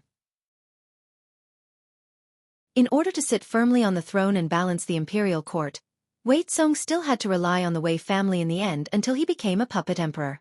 If his ambition was greater, he could kill Wei Tsong and replace him, or even swap Wei Tsong's future heir. Without a sound, the world would have smoothly changed hands. However, these were only Wei Ci's conjectures. The truth could no longer be verified. I'll keep elder brother's advice in mind. Wei Ci's brows relaxed a little. He'd obviously taken Wei Dan's reminder to heart. Time passed quickly. In the blink of an eye, the sky was already turning white. The morning sun slowly rose from the horizon. Wei Dan exhaled. He hadn't closed his eyes to rest for a long time. His eyes were dry and bloodshot. Please. The soldier said that Zhang Pengji summoned him. Wei Dan flicked the dust off his sleeves and said hoarsely, "Please lead the way." The person with the most complicated feelings was definitely Wei Ci. As intelligent as he was, he naturally knew his elder brother's choice. He couldn't bear to see his elder brother walk the path of death with his own eyes, but he couldn't hide at the side and not even send him on his last journey. After struggling for a while, he appeared in the commander's tent with a pale face. He looked absent-minded and absent-minded. When Wei Dan saw Zhang Pengji, he didn't kneel or bow. He didn't even bow. He stood 2 feet away from her and looked straight into her eyes. Zhang Pengji didn't argue with him and went straight to the point. "Have you thought it through?" Wei Dan said. "Yes." Zhang Pengji asked again. "You're unwilling to submit? Do you know my temperament? What will happen if you're unwilling to submit?" "Of course I know. Those who submit will prosper, and those who resist will perish." It's nothing more than these 6 words. Wei Dan smiled calmly. He wasn't someone who was afraid of death. Of course, he wasn't afraid of Zhang Pengji's threat. Zhang Pengji still wanted to try and give him a promise. "If you submit, I definitely won't make things difficult for you." So it wasn't because of Wei Dan himself, but because of Wei Dan's identity. Who asked him to be Zixiao's elder brother? There's no need to say more. At this point, Zhang Pengji naturally wouldn't stop Wei Dan. Unexpectedly, Wei Dan said, "I have a wish. I wonder if Lord Lanting is willing to fulfill it?" Zhang Pengji was thinking of giving Wei Dan a quick death and leaving his corpse intact. She didn't expect Wei Dan to bring up another wish. "Speak," Wei Dan said. "Can I die in your hands?" As soon as he finished speaking, the expressions of several people present changed. Chapter 1547. Yu Ben Dang. What the F***CK? This person was really bad. If the host agreed to kill him, how would Ci may live in the future? Tong Tong's girl. That's right. Although the winner is the king and the loser is the bandit, and Wei Yong is the loser and should stretch out his neck to be executed, it can't be like this, right? It didn't matter who killed it, but it couldn't be the host. She had spent 10 years to cook a frog. It was not easy. Emo Xingyo, if the streamer really kills Wei Yong with her own hands, even if Wei Yong is seeking death, Beauty Ci will have a thorn in her heart in the future, right? Wei Dan's heart was too evil. Was he doing this unintentionally or on purpose? He was trying to force his own younger brother to death. Meow meow meow. This is definitely the cruelest way to break up a couple that I have ever seen in my life. A salted fish was a salted fish. He couldn't be serious for long, and the topic immediately went astray. Fenghua Womanlu. Except for those naive people who believe in love above all else, who wouldn't care that their lover has a blood feud with their loved ones? In online sadomasochistic novels, the male protagonist could kill the entire female protagonist's family to achieve an happy ending. However, this was not reality after all. The salted fishes watched anxiously, each of them worried for Jiang Pengji and Wei Ci. They had been following live broadcasts for so many years, so they naturally knew the temperament of these two. Neither of them could tolerate even a grain of sand in their eyes. Jiang Pengji looked at Wei Dan with a murderous look in her eyes. She pressed her left hand on the hilt of the god-slaying saber at her waist and exerted a little force on her knuckles. Her heart was in turmoil, but her face was as calm as ever. She asked Wei Yong, "Why did you make such a request?" Wei Yong said, "Rather than dying at the hands of an ordinary executioner, it's better to die at the hands of the Duke of Lanting. It's an honor." Jiang Pengji sneered. "Just because of this reason?" Wei asked him calmly. "What else? What do you think the reason is?" The atmosphere in the tent was unusually tense, filled with an awkward and suffocating atmosphere. Qiguan Rang and the others could not help but glance at the pale-faced Wei Ci from the corner of their eyes. They were faintly worried. Many confidants had a tacit understanding that their lord and Wei Ci were in cahoots with each other. If Wei Dan really died in the hands of the lord, Wei Ci sighed. Although he could understand it rationally, he would probably feel terrible emotionally. Jiang Pengji did not reply. Wei Ci, who was kneeling upright, gripped the hem of his clothes tightly. His knuckles turned white from the force he exerted. "I've heard that the Duke of Lanting is highly skilled in martial arts and is known as the world's most valiant general. Countless lives have been lost to the long saber in his hand." Wei Yong said, "Killing someone is just a matter of nodding your head to the ground. It's just a matter of a knife. Is the Duke of Lanting being stingy about this? Or could it be that I'm so lowly that I'm not worthy to dirty your hands?" The salted fish watched anxiously. They wished they could crawl into the screen and help Jiang Pengji kill Wei Ya. Since he was going to die anyway, what difference did it make who killed him? The King of Hell did not care about that. Could it be that those who died at the hands of the executioner were inferior, while those who died at the hands of Jiang Pengji were superior? Not even 5 million salted fish would believe that Wei Yong wasn't purposely looking for trouble. The atmosphere was stiff. Everyone in the tent had the illusion that every second felt like a year until Wei Ci let out a cry of pain. He apologized to Jiang Pengji with a pale face. Jiang Pengji looked at the dark circles under his eyes and her heart softened a little. "Zixiao, you've worked hard to plan for this battle.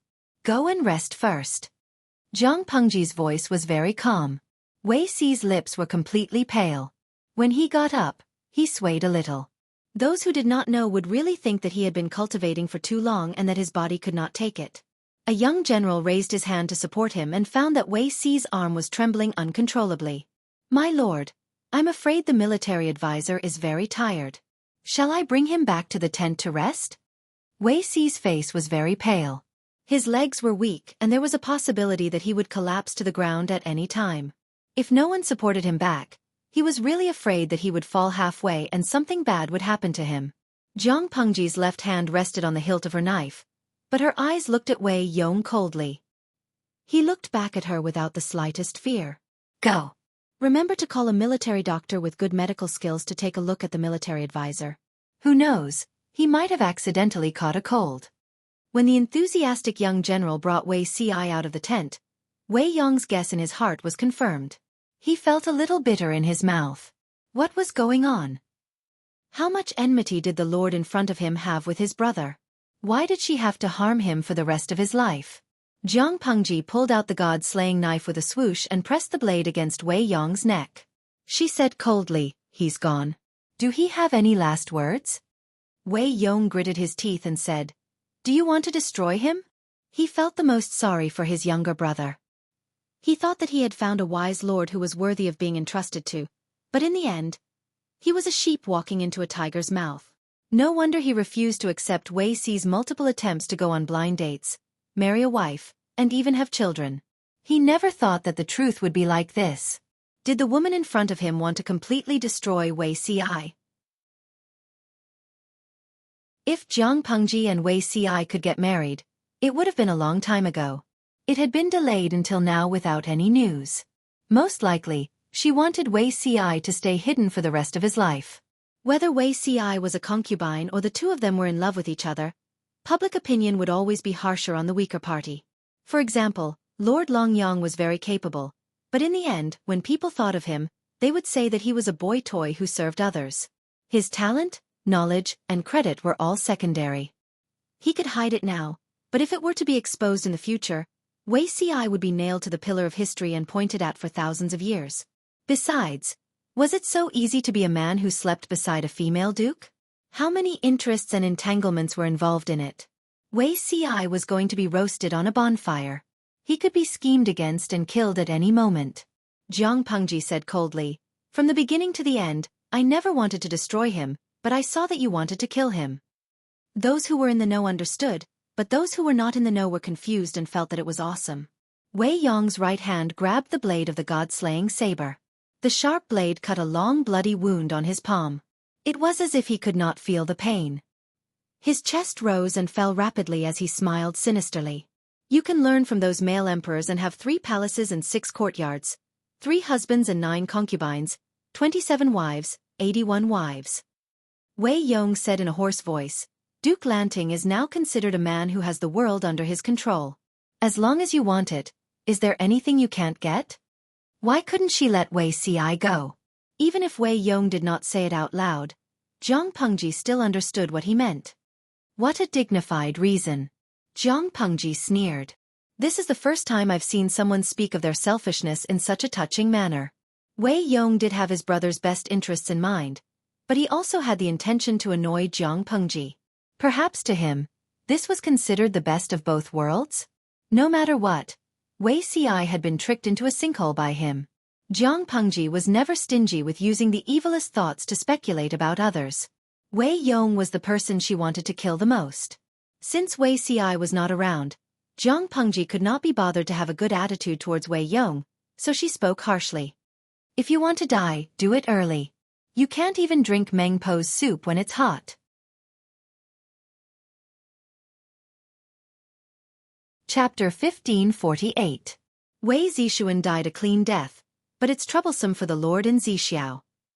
Qiguanrang felt a headache coming on. He had already accepted reality and was waiting for his young lord to be born. He didn't expect there to be unexpected complications. "What are you worried about? Everything will work out when it comes to it." Old Master Sun Wan was not worried. Wan Jing still doesn't understand the ways of a husband and wife. Qiguanrang laughed. "What does this have to do with the ways of a husband and wife?" Old Master Sun Wan said solemnly, "Love can break through all restraints." Qiguanrang was speechless. Why did this sound so familiar? After thinking about it, wasn't this a short story that Xueqi had serialized before the war? According to Xueqi's private disclosure, this sentence was added by his lord.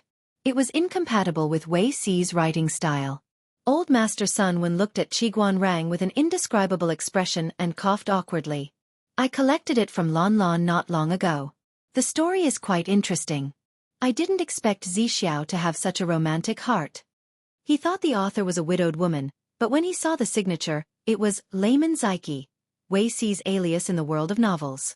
Qiguanrang said gloomily, "The Lord cares about Zixiao very much. If there's a rift between the two of them because of Wei Zixuan's death," Old Master Sun Wan said, "they won't have a good time." Spreading his hands, the old master had a resigned expression on his face. Qiguanrang felt a knot in his heart. Old Master Sun Wan was the happiest in the entire military camp after the defeat of the Nye family. Those who didn't know would think he was going to have a second spring. While the two of them bickered, Jiang Pengji went to see Xueqi to inform him of the outcome. Wei Yong had died after colliding with her knife. She sent someone to collect his body and asked Xueqi if he wanted to collect Wei Yong's body. Xueqi's eyes were red as if he had cried, but there were no tears on his face. Other than his low spirits, he was fine. "If you want to blame me, blame me. I've killed so many people that I don't lack Wei Yong's life." In the words of the audience in the streaming room, Jiang Pengji was a model example of being single based on ability. "Blame me. If there's a rift between us, I won't accept it." Xueqi saw that his lord was sitting next to his bed. She looked as arrogant as usual, but in reality, she looked a little nervous, which was rarely seen. "Why would my lord think that Ci hates you?" Xueqi asked her. "This is my elder brother's own choice.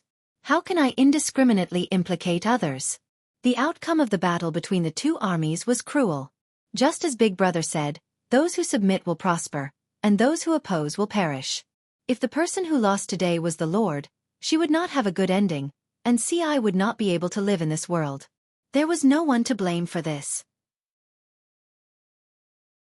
If we really want to blame someone, we can only blame the world. Jiang Pengji said with a headache, "The more reasonable you are, the more guilty I feel." However, Wei Ci said, "Why does my lord feel guilty? You can't have a guilty conscience if the captive is a blood relative of an official, right?" Jiang Pengji was silent. She did not choose to sit upright. Instead, she crossed her legs. Her sitting posture was extremely inelegant in the eyes of others. "I suddenly feel sorry for you." Wei Ci looked at her in surprise. He did not understand why his lord suddenly felt this way. Zixiao is only 30 years old in a few months, but his mentality is so open-minded and bright. He is not inferior to those wise men in their 50s or 60s. If you think about it, you will know that this is not the experience and understanding accumulated in this life, Jiang Pengji said in a low voice. "It's most likely from my previous life. One only knows pain after falling. Many experiences can only be truly understood after experiencing them personally." Wei Ci suddenly said something completely unrelated. "In my previous life, my teacher devoted himself to teaching and taught countless students. He could be considered to have students all over the world. During the chaos of the 5 kingdoms, other than Yumo, Wenbin, and Shaoyin, another 56 people became officials. There are 23 people who are qualified to be recorded in the new history by Master Cheng Cheng." Jiang Pengji scratched her head. "What does this have to do with me?" Wei Ci said, "Most of these people are my classmates and good friends from when I was young. They are not like brothers, but more like brothers." Jiang Pengji was speechless. She suddenly had an ominous premonition.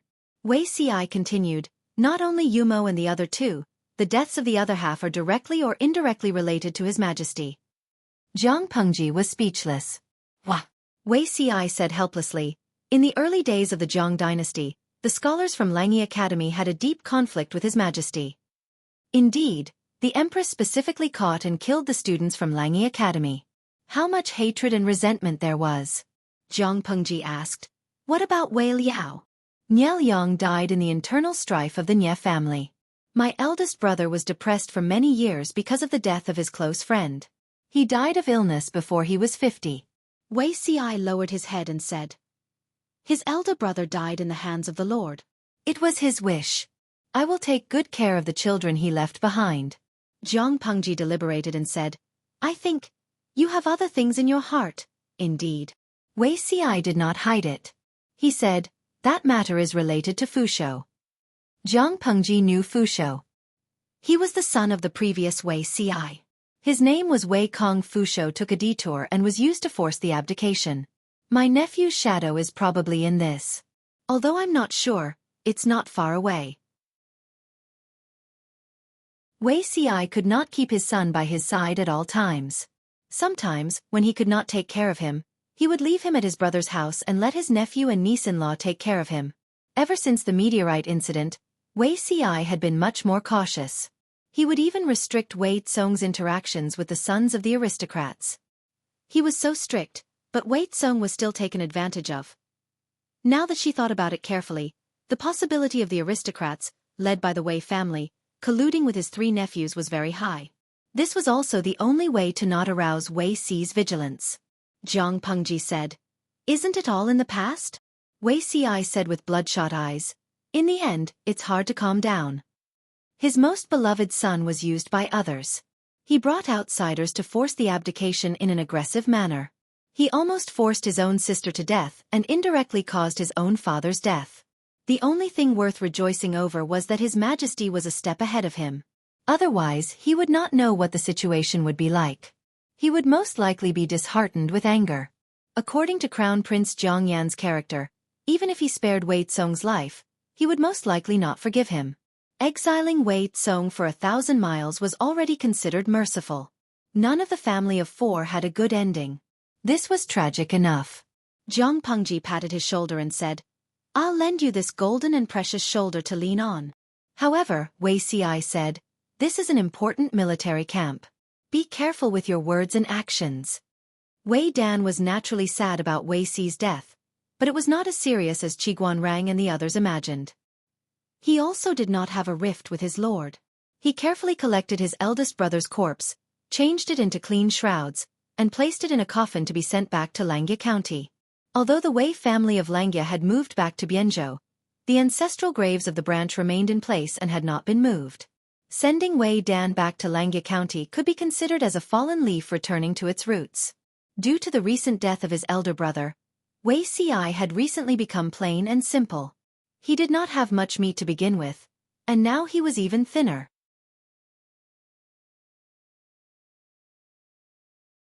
Chapter 1549. Did you get any news? In the Battle of Zhangjiang Pass, the Nye army had suffered a crushing defeat. They had lost nearly 200,000 soldiers and horses, and almost all the elites had died. Although tens of thousands of soldiers had successfully broken through, they had no order, no will to fight, and no supplies. They were almost like headless flies flying around. They were very unlucky. After so much trouble, they met Jiang Pengji's triumphant troops on the way back and were beaten up again. After going through so many hardships, the troops were almost completely scattered. Fortunately, Fan Chen and a few other old officials were still alive and managed to gather the remaining soldiers. The Nye army was left with only the remnants of the soldiers. They didn't have enough supplies. In order to fill their stomachs, they had to start killing wounded warhorses. After Fan Chen and the other old officials met, they carefully inquired about the whereabouts of Wei Yong and the others. There was still no news for 2 or 3 days. After this great defeat, a few old officials who were extremely unhappy with Wei Yong put all the blame on him, using this as an excuse to avoid their own responsibilities. Fan Chen ignored these voices. After all, it was not the time to quarrel and fight. He sent people out to inquire about Wei Yong's whereabouts. No matter what, he had to see him alive or dead. He couldn't disappear from the world. There was no news in the first few days. Fan Chen almost suspected that when Wei Yong was killed in the battle, the specific news came back. Report: the military counselor's whereabouts have been found, but the soldier's clothes were ragged and he looked dispirited. He didn't know how long it had been since he had a good rest. His eyes were covered with fine veins. Fan Chen couldn't help but grab the soldier's arm and ask, "But what? Tell me." He didn't finish his sentence. Did he want me to die of anxiety? The movement on Fan Chen's side also attracted the attention of the old officials who were resting nearby. They couldn't help but stretch their ears to eavesdrop. The soldier gritted his teeth and said with tears in his eyes, "The military counselor was captured. Already met with misfortune." Fan Chen was so shocked that he took a step back. After waiting for the news for 2 days, he also guessed that Wei Yong might have been captured by the enemy, but he didn't expect that he would die. On second thought, this result was also reasonable. According to Wei Yong's temperament, it was already considered peaceful that he didn't die as an apology. How did he die? Fan Chen continued to ask. Himself or Lu Shi? The few people who were eavesdropping were also shocked, as if they hadn't expected such an outcome. They looked at each other and sighed inexplicably. Even though they didn't like Wei Dan, they had to admit that Wei Dan was another pillar for the Nye clan, which was currently in a precarious situation. If he died, the Nye family's future would be even more uncertain. Of course, the Nye family's future would be even more uncertain. The man spat and cussed. "You deserve to die." He really suspected that this person was a spy sent by Lu Shi. Ever since he, Wei Dan, took control of the military, did anything go well for our army? Now they went all out to attack Zhangjiang Pass, but they didn't get any advantages. Instead, the enemy found a chance to wipe them all out. If you say that this place wasn't sold out by Wei Yan, this old man will not believe a single word of it. The Nye army had already fallen apart. If there were any more conflicts, they might not even be able to return to Zhongzhou. Fan Chen clenched his fists in his sleeves. His nails left deep marks on his palms. He took a deep breath and pretended not to hear the old man's insults. He patiently asked the soldier, "I heard that Lu Shi tried to recruit the military counselor, but he refused," the soldier said with tears in his eyes. "The military counselor sought death and died under Lu Shi's sword." Fan Chen asked again, "Could it be? No one came forward to plead for the military counselor?" Everyone in the world knew that Wei Yong's brother was loyal to Jiang Pengji. The soldier shook his head. "I only heard this. I don't know the rest." Fan Chen sighed in his heart and asked, "Did Lu Shi send someone to deliver the military counselor's corpse?" No matter what, Wei Yong was dead. According to the customs of the two armies, the corpse should have been sent back. The soldier said, "The military counselor's corpse has been collected by his brother. He sent someone to bury it in his hometown." Only then did Fan Chen remember that Wei Yong was from the Wei family of Langia, a branch of the Wei family of Bianzhou. Because they had been separated for 200 or 300 years, their land was in Langia County. If Wei Ci helped to collect the corpse, Wei Yong's corpse would most likely be sent back to Langia County. Thinking of this, Fan Chen felt endless pressure rush toward him like a tide. His vision darkened and he almost fainted. Everyone hurriedly helped him awake. If even Fan Chen knelt, then the Nye army really had no one who could shoulder the burden. "What should we do now?" Fan Chen said, "I'm afraid the news of our defeat can't be hidden. It's better to gather the remaining troops and return to Bianzhou as soon as possible. The Lord's safety is more important. Where there's life, there's hope." Gathering the remaining troops could gather tens of thousands. Together with the troops in Ye Qing's hands, they might be able to stabilize the situation. Fortunately, the Lord Nye Liang had already dealt with the ambitious fellows who had attached themselves to the Nye family before he died. Otherwise, if the army was defeated and returned with a bunch of injured soldiers, they would probably be devoured until not even their bones were left. Lu Shi won't let go of this opportunity. The Nye family's assets had all been lost. At this moment, Zhongzhao was like a shelled and defenseless egg, allowing the enemy to do whatever they wanted. Fan Chen said, "Of course Lu Shi won't let go of this opportunity, but she won't be able to fight again in a short period of time." The Nye family had suffered heavy losses, but would Jiang Pengji feel better? Don't forget, she had divided her troops into two groups to resist Nye Liang's and Yang Tao's troops at the same time. Her troops were too scattered, and the pressure on her rations was great. If she didn't take some time to recuperate, she was afraid that she wouldn't be able to hold on. Although the time was short, it was at least a chance to breathe. Fan Chen had never been a person who liked to sit and wait for death. He would always struggle to the last moment before he was willing to give up. His suggestion was naturally not wrong, but there were people who didn't want to agree. They were very afraid. The Nye family was invincible in Zhongzhao, but whenever they met Jiang Pengji, they were met with a wall. Jiang Pengji had the protection of a miracle when she fought on the front lines. She had the protection of a miracle when she launched a sneak attack in the middle of the night. It was obvious that God was biased to the extreme. They were just a group of ordinary people. How could they compete with the Son of Heaven, who carried destiny? Nye Liang and Wei Dan had tried to challenge her, but what was the result? One died of illness, the other was killed. When Fan Chen heard these reasons, he was so angry that he almost vomited blood. During the battle at Zhanjiang Pass, it could only be said that they were one step behind and fell into the enemy's trap. Their skills were inferior, so why did they have to push the blame to God? No matter how many voices of opposition there were, they still had to return to Zhongzhao. Otherwise, they wouldn't even have enough to slaughter the warhorses for food. Just as half of the remaining troops left, the news of the army's defeat reached Nye Qing's ears. What did you say?" He could recognize every word of the person who came, but when put together, he couldn't understand it. How could the Nye army? The person who came gave a concise account of the battle that day. Nye Qing's face grew paler and paler.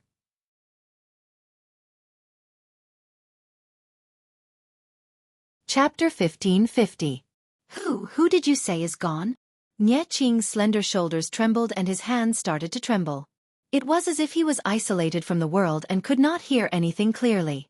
Who did you say is gone?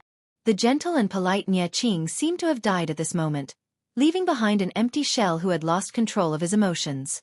He grabbed the messenger's clothes uncontrollably and lifted him up while breathing rapidly. He said shakily, "Tell me who died?" The messenger was also frightened by Nye Qing. He clamped his thighs together and resisted the urge to urinate. He said, "Military advisor Wei Yong, he was unlucky." Before the messenger could finish, Nye Qing threw him out like a madman. He really did not know how such a thin and weak body could have such great strength. The messenger did not fall seriously. He climbed up from the ground in a panic and resumed his apologetic posture. His body very low. "The deceased is gone. My lord, please restrain your grief. The official who was supporting Nie Qing saw his reaction and hurriedly comforted him. Restrain your grief. How do you expect me to restrain my grief? Nie Qing's eyes were already red. Crystal tears rolled down his cheeks several times but still fell. His expression was extremely fragile, as if a small blow could break him down. Nie Qing said in a choked sob, "Father is gone, that bastard Nie Yong is gone, and now even father-in-law has abandoned me. What did I do wrong to lose my closest relatives one after another in just a few months?" Nie Qing almost roared out these words. The veins on his forehead bulged and sweat and tears rolled down. "My lord did not do anything wrong. You did nothing wrong." The official saw Nie Qing paralyzed on the ground and went forward on his knees to comfort him. "If there is anything wrong, it can only be said that you were born at the wrong time. The Nie family's building has collapsed and the enemy is watching. If my lord continues to wallow in pain, how will you meet the previous master and the rest after 100 years? At this moment, you should pull yourself together. After recuperating and accumulating strength, you can protect yourself." Nie Qing said hoarsely, "I know. Give me some time to calm down." The official knew that Nie Qing was too young and could not withstand repeated blows. He should be given enough time to accept reality. After crying, Nie Qing then hoarsely asked where Wei Yong's corpse was. When Nie Qing heard that Wei Ci had sent Wei Yong's corpse to the clan grounds of Langya County for burial, he was silent for a long time. Langya County. It's good that the fallen leaves have returned to their roots. On the second day, Nie Qing calmed down slightly and personally went to tell her mother-in-law the bad news. Madame Wei Yu was the standard of a landowning family's noblewoman. There was nothing wrong with her. Even when she heard the news of her husband's death, she could still hold back her tears. Nie Qing's expression was haggard as he said weakly, "Father-in-law's body was sent to the clan grounds of Langya County, but this son-in-law feels that perhaps Bian Province is the place he wants to rest the most. Mother-in-law, can you help me sort out some of father-in-law's belongings and set up a cenotaph to show my grief?" Naturally, Madame Wei would not refuse. She prepared the clothes, but Wei Yong's favorite objects, books, and paintings were all in the study. Nie Qing was more familiar with them. Nie Qing pushed open the familiar study and saw the bright sunlight pouring in from the outside. The master had been gone for a long time, but the study room was cleaned by the servants. Every inch of the room was spotless. Not even a speck of dust could be seen. Nie Qing's tears, which he had managed to stop with great difficulty, threatened to burst again. He was not a weak person. In just a few short months, 3 of his most important family members had passed away. Even a person made of iron would not be able to take it. Nie Yang was his respected father, and Wei Yong was his teacher and father-in-law, playing a fatherly role. No matter how bad that bastard Nie Yang was, before the incident, Nie Qing had truly loved him as a younger brother. His feelings for him were real. Now, the 3 of them had died in the underworld before him. One could imagine the blow Nie Qing had suffered. He picked out a few of Wei Yong's favorite items. His gaze suddenly fell on the bookshelf in the study, and a passage appeared in his mind. "Father-in-law. I'm your son-in-law. I guarantee it. I also know that there's a painting on the 3rd row of your bookshelf. Shut up." Strangely, he walked to the bookshelf and saw a few scrolls of paintings. Nie Qing opened one of the paintings. It depicted a green-robed youth reading from bamboo slips amidst rockery and flowers. He found the youth somewhat familiar. Upon closer inspection, there were faint traces of Wei Ci between his brows. Looking at the inscription, the youth in the painting was indeed Wei Ci. He opened another painting. This time, it was not a single-person painting, but a lively scene. A middle-aged man with elegant features was playing chess with his eldest son. A gentle and beautiful woman was holding a baby boy in her arms, watching tenderly. There were also 3 children of different ages, either sitting or standing, reading or playing. Nie Qing recognized at a glance that this was his father-in-law's family, and the beautiful woman was his mother-in-law. When the mountain ghost had been babbling nonsense, Nie Qing had thought that the paintings hidden on the bookshelf were pictures of avoiding fire or something incongruous. He looked through all the paintings and did not find anything similar. Among all the paintings, the one that left the deepest impression was the scene of Nie Yang and Wei Yong meeting for the first time. Nie Qing stood where he was for a long time, then sighed. "I don't know if I should say it's a pity, regret, or something else. Whether it was the person who painted or the person in the painting, they were no longer in this world. Nie Qing chose 4 paintings to be buried in the cenotaph, leaving the rest for Madame Wei and the children as souvenirs. One was Madame Wei and the children, one was Wei Yong's parents and siblings, one was Niel Yang, and one was Nie Qing. Madame Wei saw that he was so considerate and her expression was somewhat gratified. When the news of the defeat of the Nie army reached the borders of Zhongzhou, the pressure Nie Qing suffered could be imagined. But he did not collapse, and instead gritted his teeth to support the situation, reorganizing the troops and pacifying the people. He was so busy that he only slept for 2 to 4 hours a day at most.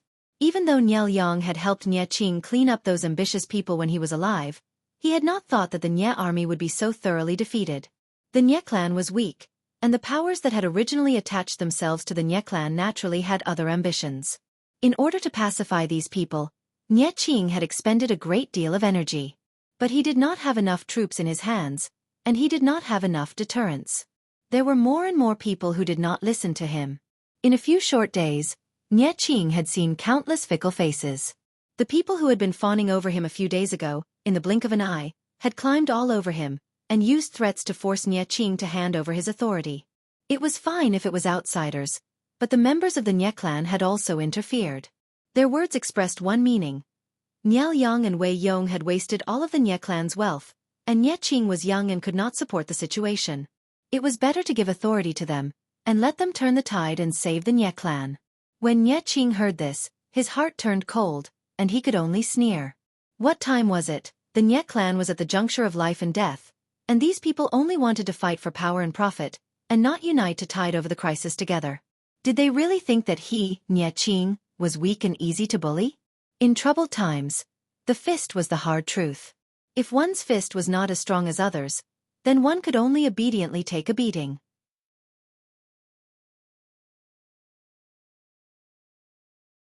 Chapter 1551. A few days later, Fan Chen and the rest returned with the remaining soldiers. Disregarding his injuries, he immediately went to see Nie Qing to ask for forgiveness. Nie Qing was much thinner than before. The clothes he was wearing seemed to be empty.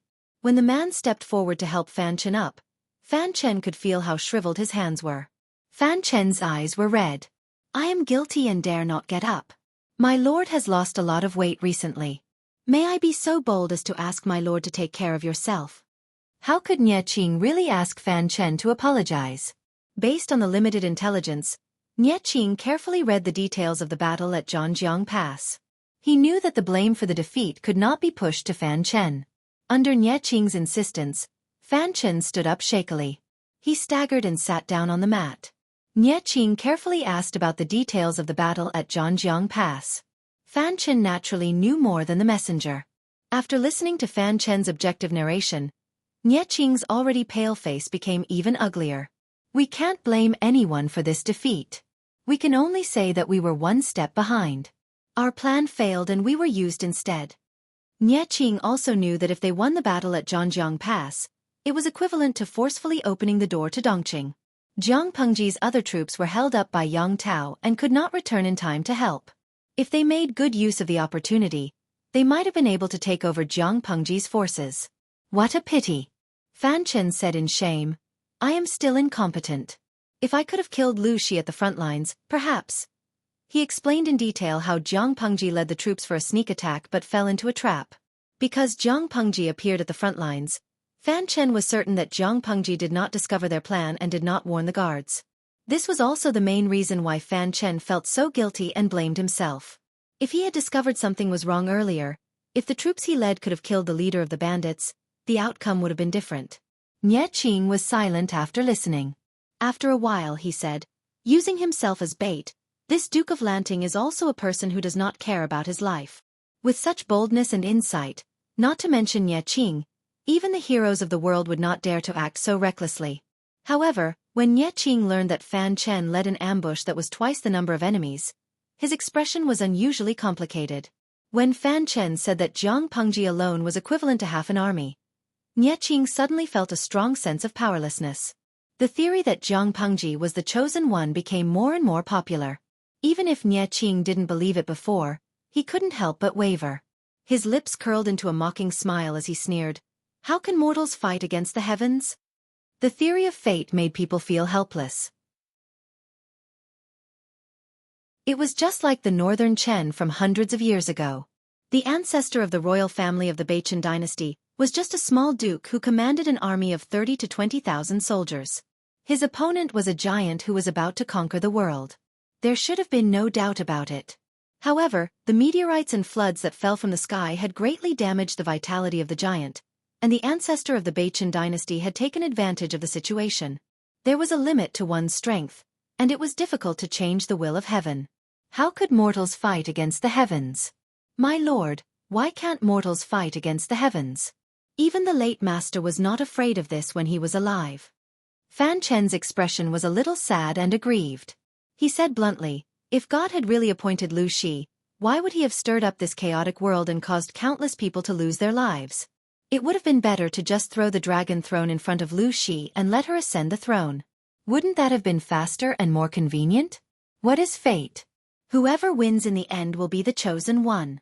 The theory of fate can't be said accurately. Lu Shi went around saying that she was favored by the heavens. Didn't she want to use this to break down our fighting spirit and make us bow down to her? This sinner sincerely asks my lord to pull yourself together and plan for the future. When these words fell into Nie Qing's ears, it was as if they were enlightened and enlightened him, freeing him from his depressed mood. You're right. I definitely can't admit defeat so easily. If he admitted defeat to the enemy who indirectly killed his family, his soul would return to the underworld. How would he have the face to see his father and father-in-law? Seeing this situation, Fan Chen secretly heaved a sigh of relief. Even though he had pulled himself together, the situation would not improve because of this. The forces attached to the Nie family were restless, and the Nie family had the intention to split and become independent. Old Master Nie's prestige was useless. The few remaining elders also began to have thoughts that they should not have. Counting from Old Master Nie, Nie Qing was a fourth-generation great-grandson of the Nie family, and did not have an advantage in terms of seniority. What made him most depressed was that Nie Qing's grandfather and Nie Liang's father were in this group. They tried to use blood relations and filial piety to force Nie Qing to hand over his power and troops. When Nie Liang was alive, he had cleared out a group of ambitious elders and peers, leaving out his biological father. No matter how ruthless Nie Liang was, he would not be able to act against his own father. He had only sent people to threaten and scare his father so that he would not have thoughts that he should not have. Nie Liang had calculated thoroughly. He had calculated that Nie Qing's troops were strong, and that even his own grandfather would not dare to do anything to him. He had never expected that Nie Jun would lose so badly and that ambition would come back to life. Fortunately, Nie Qing's attitude was unyielding and the other did not succeed. Even so, the situation in Zhongzhou, which had finally calmed down with great difficulty, once again became chaotic. They were afraid that the small feudal lords of the Nie family would take advantage of the situation and divide the fat meat that the Nie family occupied. The Nie family wanted to take advantage of this opportunity to seize power from Nie Qing's hands. The forces that were attached to the Nie family also had their own ideas. For a moment, the situation was turbulent. Nie Qing felt that he was sitting on a small boat. Around him was a vast ocean. The wind roared, lightning flashed, and thunder rumbled. The tempestuous waves wanted to tear him apart. Let's rest comfortably for a while and let Zhongzhou consume its own internal strife. Because of the chaos in Zhongzhou, Jiang Pengji took the opportunity to send hundreds of spies to gather information. Every once in a while, she would receive fresh gossip. Just as Qiguan Rang and the others had analyzed, Zhongzhou was now in a mess. Even though they all knew that Jiang Pengji was the biggest threat and that they should form an alliance to resist her, only a few of them shouted slogans and did not put them into action. They are all a bunch of short-sighted, mediocre people. Jiang Pengji knew that everyone was greedy and wanted nothing more than to monopolize all the benefits in the world. There were only a few people who were clear-headed and could resist the temptation of benefits. They only think of themselves before they die. Regardless of the past or present, it seemed that such people were the majority. Jiang Pengji remembered a certain mission in her previous life. She had to go to a foreign planet where war had broken out to retrieve a confidential document. The rebel army, the civilian army, and the official government army were in a three-way scuffle. They were hostile to each other. When Jiang Pengji went over, the civilian army gathered firepower to besiege a first-level city that the rebel army had occupied. When the city was breached, there were not many rebels who resisted. Most of the rebels went to make love, rape, kill, get drunk, brawl and gamble. Even though the crisis was approaching, most mediocre people still cared about their own interests and did not learn to unite and fight to the death with the enemy.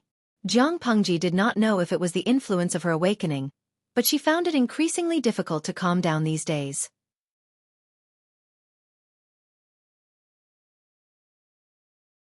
Chapter 1552. Jiang Pengji rebuked Nie Jun. There were still countless tasks to be done after the war.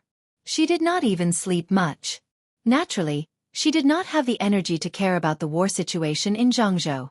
Besides, according to the news from the front line in Zhangzhou, the troops commanded by Fu Wang were not in danger for the time being. Of course, just because there was no danger now didn't mean that he was safe. Who knew if there would be an accident that would allow Yang Tao to completely turn things around? There was only one battle report from Zhangzhou every 3 to 4 days, and none of them were urgent. Thus, Feng Yi placed them at the bottom and would review them one by one when the Lord was not so busy. When he heard Jiang Pengji ask about Zhangzhou, he got up and searched for all the relevant information. Jiang Pengji glanced at the green panda emblem on the envelope and raised her eyebrows. To save time, Jiang Pengji divided the information into 5 levels according to the priority. The ones that were more common and didn't have any major events would be the green panda emblem. The intelligence level was the lowest. The next would be the yellow panda emblem, which was slightly more important but not life-threatening. The next level would be the orange panda emblem. From this level onwards, one would have to use a fast horse. The 4th level would be the scarlet panda emblem, and the highest level would be the pure black panda emblem. According to this classification, as long as she saw the color of the envelope, she would know what it was. Feng Yi had arranged the intelligence reports in chronological order. Jiang Pengji read them one by one. Ever since Feng Zhen and the others fell into Yan Lin's trap and fell into an ambush, they had become even more cautious.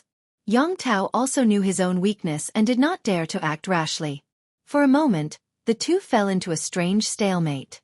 This was also why the information after that time was the safest green emblem. Of course, a stalemate wasn't a good idea, especially when Yang Tao's side was in urgent need of rations and supplies. It would be disadvantageous for them if the battle dragged on for too long. Jiang Pengji read 7 or 8 letters and finally saw the secret letter with the yellow panda emblem. This secret report wasn't written by Fu Wang, nor was it written by someone else. It was written by Feng Zhen to Jiang Pengji. He seemed to be completely enraged by Yan Lin's scheme and had been secretly planning to take revenge. Feng Zhen and Yang Si, the 2 fellows in the top 3 of the vendetta list, conspired together and came up with all sorts of evil ideas. Feng Zhen carefully analyzed Yang Tao's current situation for Jiang Pengji. For example, Yang Tao did not have deep control over the aristocratic families in Zhangzhou. Feng Zhen did not intend to instigate the aristocratic families into rebellion, but he still wanted to alienate them from Yang Tao. For example, if Yang Tao was in dire need of rations, he could send people to spread the news to shake their morale. Feng Zhen planned to take a risk and suffer a defeat. Then, he would leak the news that a large number of supplies were about to arrive at the front line in Zhangzhou to lure the enemy into taking the bait. However, Yan Lin was still young, and he was full of tricks. Perhaps he would not bite the bait just because of this one defeat. Jiang Pengji furrowed her brows and read the rest of the secret letters. Most of the secret letters were green or yellow, but there was one that was orange. Looking at the date, it seemed to have just arrived. Jiang Pengji's heart skipped a beat. She opened the envelope and took out the letter with 2 fingers. She shook it open and read it carefully. After reading 10 lines at a glance, Jiang Pengji was almost furious. The anger that she had just suppressed flared up again. Everyone watched helplessly as their lord left another palm print on the bronze table that had suffered many setbacks. A loud noise reverberated in their ears. A few of the generals who had been absent-minded were shocked back to their senses. Qiguanrang asked, "My lord, did something big happen in Zhangzhou?" Jiang Pengji said coldly, "Feng Zisher is tired of living. He's thinking of ways to meet the king of hell." Everyone was confused. They did not know what the wastrel Feng Zhen had done to make their lord so angry. "Take a look for yourselves." Jiang Pengji sneered.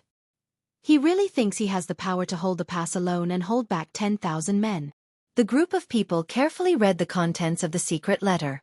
They had a variety of expressions. Some were impressed by Feng Zhan's courage. He did not care about his life. He was courting death in a new way. Someone secretly mocked their lord. Only the officials are allowed to set fires, but the people are not allowed to light lamps. It was not a big deal for her to run to the front line and use herself as bait, but Feng Zhan was courting death. But then again, this was their lord's care. Qiguan Rang said, Zisher's plan can be considered a good one. Besides, even if my lord wants to stop him, it's probably too late. Jiang Pengji's expression was one of exasperation.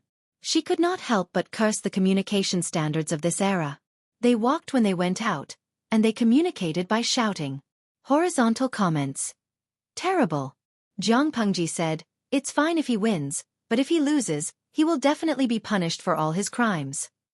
Feng Zhan still owed her many old debts. Qiguan Rang continued, if he loses, he will most likely report to the King of Hell. My lord will not be able to find him even if you want to punish him for all his crimes. Feng Zhan was prepared to use himself as bait to lure the desperate Yang Tao. It would be great if he won, but if he lost, he would lose his life. In the Battle of Zhanjiang Pass, the Nye army had been defeated. Jiang Pengji had also lost tens of thousands of troops and horses. She had no extra energy to support Fu Wang. Even if she did send reinforcements, how could they, a group of land soldiers, fight in a water battle? Qiguan Rang had made Jiang Pengji speechless twice. She could only sulk and recite Feng Zhan's name over and over in her heart. The culprit did not have the slightest self-awareness. This matter had to be explained from a long time ago. Feng Longzi had suffered a loss at Yan Lin's hands. Even though he caught the Zhao family and punished them as a warning to others, the fence-sitters in Zhangzhou still sided with Yang Tao. Feng Zhan and the others saw this and were angry. They secretly recorded this group of scums who had flirted with each other in their notebooks. This alone was not enough. If they did not think of a way to salvage the situation, when they returned to see their lord, they would definitely be severely punished. Driven by the desire to survive of the officials and the pride of the strategists, Feng Zhan and Yang Si planned to return the favor and teach him a lesson. Not only did Yang Tao's side lack troops, but they also lacked supplies. The former could rely on recruitment or forceful expropriation to make up for the numbers, but the latter was not easy to handle.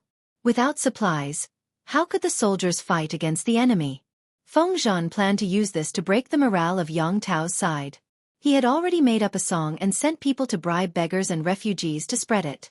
Of course, he had seen the scene of Wei Ci manipulating public opinion and covering his lord's body with gold leaf.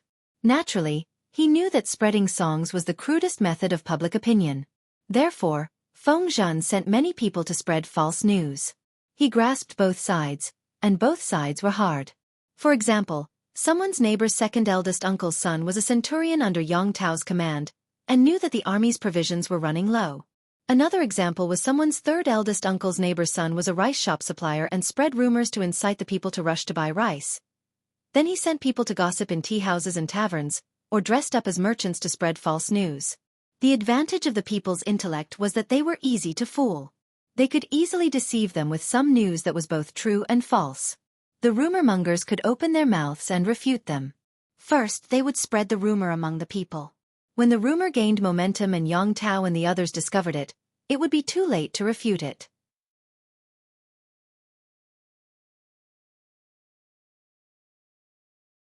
Chapter 1553. Feng Zhan's ability to control public opinion was not as good as Wei Ci's, but it was still far beyond the standard of this period. By the time Yang Tao and the others realized that something was wrong, the rumor had already spread like wildfire. The common people were in a state of panic, and the rice stores were all sold out. Taking advantage of this, the vendors doubled the already steadily rising price of the grain. Bastard! Why didn't you report this earlier? Yang Tao rarely got angry. He was indeed open-minded, but he wasn't a coward who would remain silent after being bullied. Not only was he angry at Yang Si and Feng Zhan for doing it secretly, but he was also angry at his subordinates for not doing anything. The people were making such a big fuss, but the relevant news had only just reached him. Public opinion had already formed, and it would be difficult to extinguish it now. The official who was scolded by Yang Tao felt wronged, but he was also innocent. The enemy is very cunning. Not only did they hire beggars and refugees to spread rumors, but they also sent people to spread rumors in tea houses, restaurants, and other places. They often used the name of relatives to trick the people into trusting them. Unfortunately, those ignorant people are easy to deceive. They easily believe a few words. The official didn't dare to exonerate himself, so he could only divert his anger and blame the enemy and the ignorant people. It wasn't spring plowing or autumn harvest. Many people were bored and had so much time that they could scratch lice. They could happily make up a small widow gossip for half a month, let alone the rumors that Fengzhan had spread. By the time their people found out, the number of people who knew about the rumors was already very large. The rumors couldn't be controlled at all. Yang Tao's face was gloomy. He saw through the man's tricks, but he couldn't really put all the blame on him. Chen Su said, "My lord, the most important thing now is to find a way to stop people from talking. If the rumors spread further, not only will the people be anxious, but the soldiers will also be affected. In comparison, we can ignore the tricks of Fengzhan and the others. As long as Fengzhan and the others didn't send troops to attack, those provocations and tricks could be ignored." Yang Tao rubbed his brows and asked Chen Su, "How? If it was only a small group of people, it would be fine to catch them and punish them harshly, but not now." Yang Tao was not good at dealing with these kinds of things, so he usually let Yan Lin or Chen Su deal with them. It's a pity that Xiaoyang isn't here. Chen Su sighed. Yan Lin was training and inspecting the armaments at the mouth of the river, so he probably didn't know about this yet. He continued, "I have an idea. I wonder if it will work." "Why don't you listen to it, my lord?" Yang Tao said, "Look at the situation now. If you have a solution, just say it." He was very dependent on Yan Lin, but that didn't mean that he would only focus on Yan Lin and ignore the other officials. He wouldn't let them down. Chen Su said, "Since the enemy has spread the rumor that our army is running low on supplies and fodder, why don't we show them that the rumor will collapse on its own?" Yang Tao froze for a moment, then said awkwardly, "Our army's provisions are indeed insufficient. How can we show it to outsiders?" Chen Su smiled and said, "To confuse the enemy, it's nothing more than a deceptive method. It's fine as long as it can calm people's hearts." They were indeed out of money and food, but it didn't stop them from faking it. Thus, on the second day, 1,000-strong grain transport team appeared on the street. Some of the wooden rice jars were carried on their shoulders, while others were piled on top of carts and pulled by people. The people were intrigued by the scene and craned their necks to get a closer look. Just then, a cook accidentally sprained his ankle, and the wooden rice jar on his shoulder fell to the ground. The opening was knocked open, and the food inside spilled all over the ground. The centurion lashed his whip on the cook's body. The cook cried out in pain and rolled on the ground. "Hurry up and put away the food. When will we be able to store this batch of grain in the granary?" The cook knelt down and begged for mercy. He hurriedly put the scattered food back into the wooden bucket, resealed the opening, and carried it back on his shoulder with the help of others. Whether it was the wooden rice jars on the cook's shoulders or the rice jars piled high on top of the carts, they were all heavy. This could be deduced just by looking at the heavy footsteps of the cook and the wheel marks on the cart. The people who were watching the scene were speechless. Didn't they say that the army was so poor that they couldn't even cook? Where did all this food come from? This batch of food must be at least 10,000 dong, right? Those rumors must have been deliberately spread by Lu Xi in an attempt to shake the army's morale. The people who said these things were all spies that Chen Su had arranged in advance.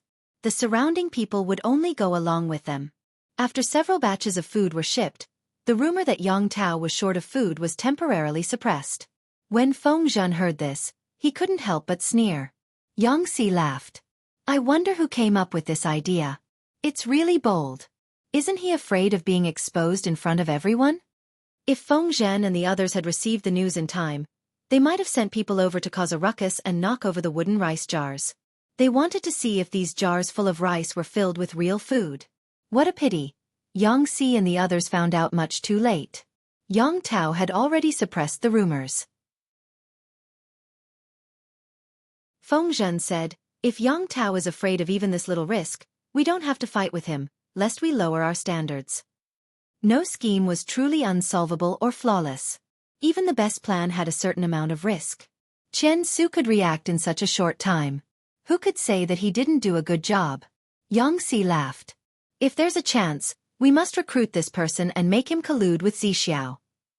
Wei Ci was good at manipulating public opinion, and Qian Su was also good at crisis management.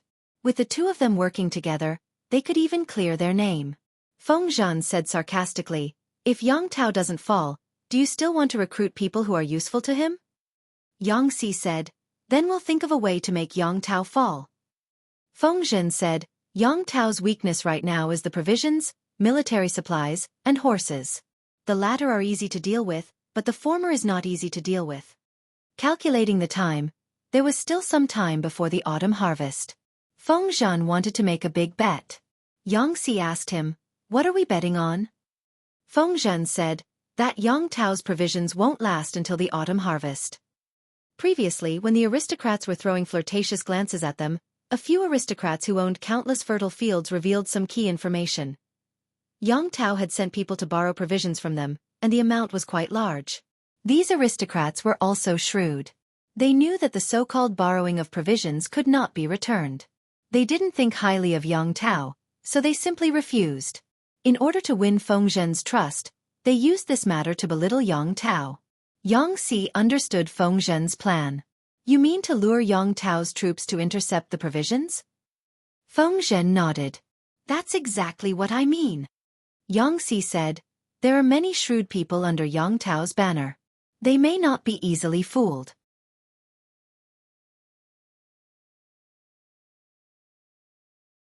Chapter 1554. Really? Yang Xi suddenly understood Feng Zhen's plan. He was secretly shocked at how daring he was. "If the Lord finds out about this, who knows how she'll punish you? Aren't you afraid that she'll come after you?" "There's no need to worry when there are too many debts. I already have one on my back anyway, so I'm not afraid of another." Feng Zhen laughed shamelessly, looking completely fearless. "If the Lord really wants to punish me, that'll be in the future. Maybe by then, I'll have made a great contribution and will be able to atone for my crimes." Yang Xi couldn't help but roll his eyes and scold him with a smile. "Outsiders call you a prodigal son. You really live up to that title. For joy, one should do it in time. How can one wait?" Feng Zhen looked as if he didn't understand him and said casually, "I do whatever I want. Why should I be burdened by a false reputation? A prodigal son is a prodigal son. What's wrong with being a prodigal son? Do you think I'll lose a piece of flesh just because someone else says a few words?" Yang Xi shook his head secretly. Had Feng Longzi been provoked silly by Yan Lin? Why didn't he even bother to cover up his embarrassment? "What do you plan to do?" Feng Zhen thought for a while and said, "It's not difficult, but we still have to get General Fu's approval. Otherwise..." He planned to let those fence-sitters get the real information about the rations. If that was the case, he had to discuss it with General Fu Wang. Otherwise, people who didn't know better would really think that Feng Zhen was a spy sent by Yang Tao. Fu Wang calmly listened to Feng Zhen's plan and rejected it expressionlessly. "I don't agree. It's too risky." Feng Zhen said, "Nothing ventured, nothing gained." Fu Wang sneered. "I'm a wild wolf, not a worm. I won't do that. Whether it's the location of the granary or the route of transportation, it concerns the survival of our army. Of course, it can attract the enemy to bite the bait, but if something goes wrong, it will undoubtedly put our army in danger."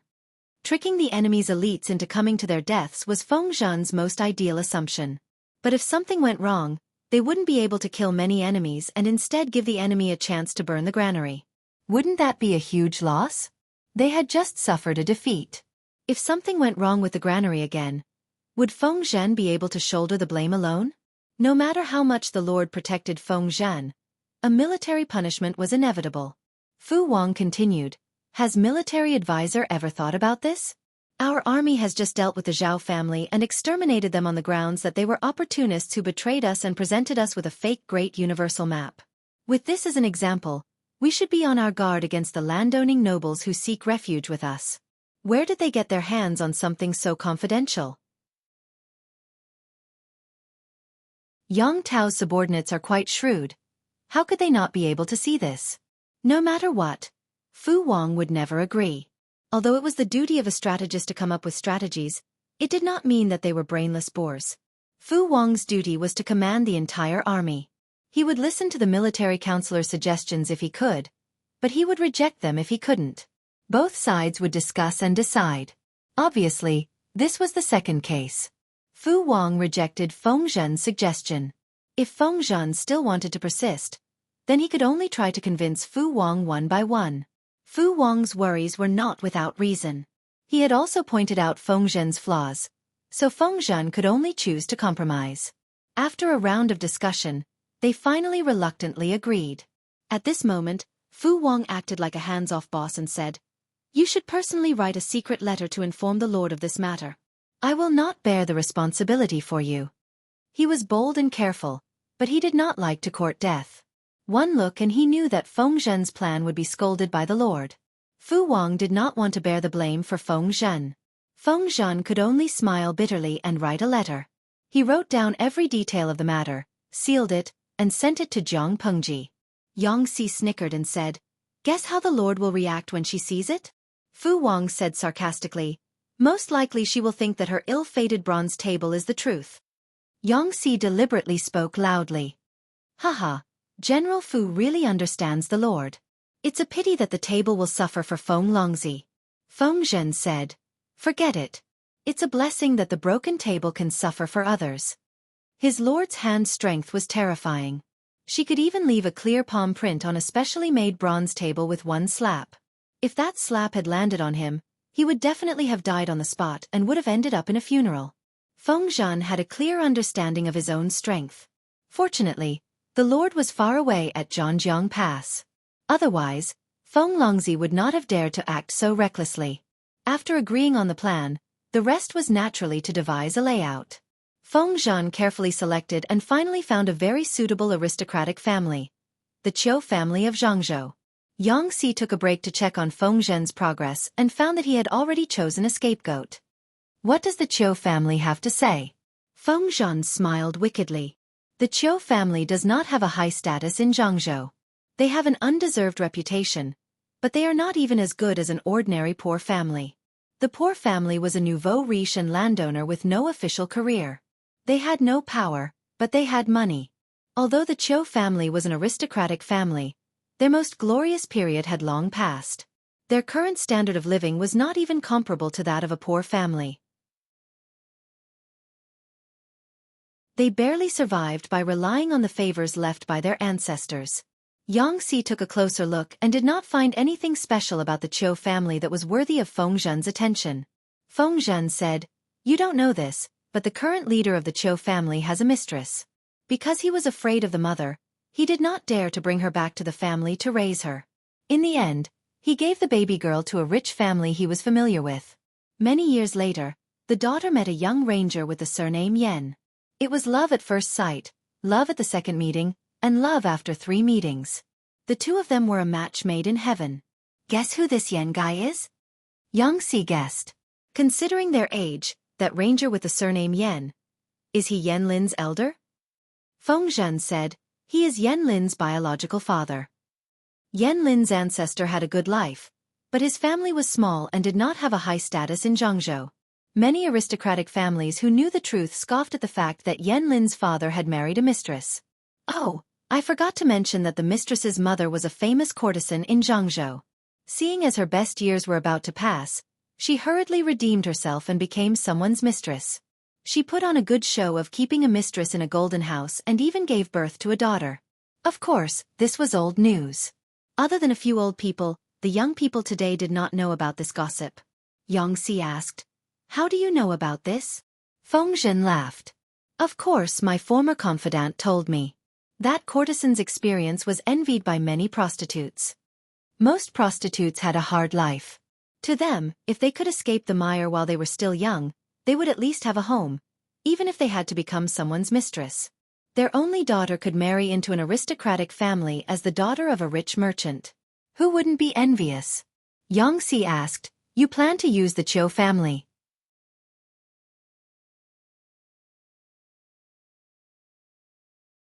Chapter 1555. If that's the case, why would the head of the Qiu family be Yen Lin's biological grandfather? Yang Si had an indescribable expression on his face. If it weren't for Feng Zhen, who was a gossipy person, This relationship would probably never see the light of day again. Both the Cho family and Yen Lin care about their reputation. The head of the Cho family is willing to risk everything. But do you think Yen Lin would like the Cho family? Feng Zhen sneered. Yen Lin is not stupid. How can he not know what kind of person the Cho family is? If he accepts them as relatives, wouldn't his mother be the daughter of the Cho family's concubine? Not only is she the daughter of a concubine, but she is also the daughter of a prostitute. Even if she has turned over a new leaf, her bloodline is still impure. If he doesn't want to admit it, she is still the daughter of a rich merchant. She is more upright than the previous one. Yang Si sneered. That's true. Feng Zhen glanced at Yang Si. Seeing that he was not affected by the words daughter of a prostitute, he was not worried anymore. Even the daughter of a rich merchant can't marry a noble family, right? Yang Si knew that decades ago, the social atmosphere was much harsher than in troubled times. There was a clear distinction between the gentry and the commoners, not to mention the daughter of a rich merchant. Even marrying an unfavored son of a concubine from a poor noble family would be like reaching heaven in one step, let alone marrying Yen Lin's father. So Yen Lin's father didn't want the girl to be a concubine, so he found a way to hide her real identity. He even asked a good friend to take the girl in as his foster daughter. 2 years later, she got married as the foster daughter of an aristocratic family. Yang Si sighed. He is a man who is infatuated with love. For many men from noble families, if they fell in love with a girl from a poor family, they could take her as a concubine. Why would they worry about her? If the girl felt wronged, they could visit her more often and give her more gifts to please her. To marry a girl from a poor family, the wanderer Yen had put in a lot of effort. Feng Zhen said, deep love does not last long, and extreme intelligence does not last long. Yen Lin's father had both, so he did not live long. A short sentence had washed away Yang Si's sorrowful feelings of spring and autumn. Did the Cho family not react? Even if the Yen family's status wasn't high, the Cho family was still a weakling. It was better for the two families to work together than to fight alone. Feng Zhen laughed coldly. How could there be no reaction? Unfortunately for them, they were rejected by Yen Lin and his son. In fact, Madame Chiu also wanted to recognize Yen Lin as her grandson. Even if she couldn't, the two families could establish a friendly relationship and visit each other during the holidays. Who would have thought that Yen Lin's father would fall in love with his wife? He would never allow anyone to hurt her. If she recognized Chiu as her relative, wouldn't that mean that her mother was a prostitute who had been raised by the head of Chiu's family and couldn't see the light? Yang Si nodded as he listened. He was thoroughly enjoying this big melon of the aristocratic family scandal. He didn't expect such a good man to exist in the world. He was even rarer than a national treasure. If he were Yen Lin's father, he wouldn't be able to do what he did when he was only 17 or 18 years old. Even if he met a girl that he liked. It was precisely because they couldn't do it that they admired those who could. Feng Zhen said, the Cho family has been in dire straits these past few years. They don't have much money left, but their children are running away one after another. The more they have children, the poorer they are, the more they have children. Not to mention the side branches, even the main branch is doing the same. The large family has become a huge burden that they can't get rid of. On the contrary, Yen Lin has become Duke Yang Tao's most trusted confidant and is often entrusted with important tasks. Madame Chiu is jealous, and afraid. Yang Si was confused. Afraid? Feng Zhen said. Afraid of silencing them. They are afraid that every day that Yen Lin oppresses them, they will never have a chance to make a name for themselves. Yang Si almost laughed at Madame Chiu's words. He opened the golden fan in his hand and covered his gloating smile. I'm afraid that Yen Lin doesn't care about them at all, let alone killing them. They have too many tricks up their sleeves. Yang Si knew himself very well. He knew that he and Yen Lin were two different kinds of people. The former was the kind who would seek revenge for the smallest grievance. He didn't care if his enemy was a noble or a commoner. If they offended him, they would have to pay the price. The latter was different. It wasn't right to say that Yen Lin didn't care about anything, but he really didn't care about the barking of an ant. What was the difference between Madame Chiu and an ant in front of Yen Lin? There was a huge difference in their status. If nothing went wrong, they would never meet again. How could Madame Chiu be afraid of Yen Lin oppressing them? Feng Zhen laughed. No matter what, despicable people like Madame Chiu are the puppets we need. It's the best way to kill people with a borrowed knife. Yangtze closed the golden fan and played with the jade pendant. Take it easy. Don't capsize. He rowed his boat not by oars but by waves. But a big wave could capsize. Didn't Feng Zhen capsize once before? On the other side, the unlucky Madame Chiu, who was targeted by Feng Zhen, was also uneasy. Yan Lin made Feng Zhen suffer a great loss. Then, Feng Zhen spread rumors, but it was easily resolved. In the eyes of outsiders, the whole situation was in Yang Tao's favor. This news was like a shot in the arm for Yang Tao's fans, but it was a bolt from the blue for the fence-sitters who couldn't help but join the enemy. These days, Feng Zhen had been deliberately avoiding the public eye. They were even more anxious. At this time, Xueqi and the others had finally gotten a response from the countless favors they had gone through. The best way for gentry to keep their status and reputation was to become an official. With power, money and influence were not far away. Seeing that Yang Tao was dying, they hurriedly joined the enemy. They tried their best to find a way and recommended themselves to be put in an important position. However, Jiang Pengji's side was harder to deal with than Yang Tao's. There had been no news about her. Now that there was finally news, it should have been a good thing to be happy about, but they couldn't smile.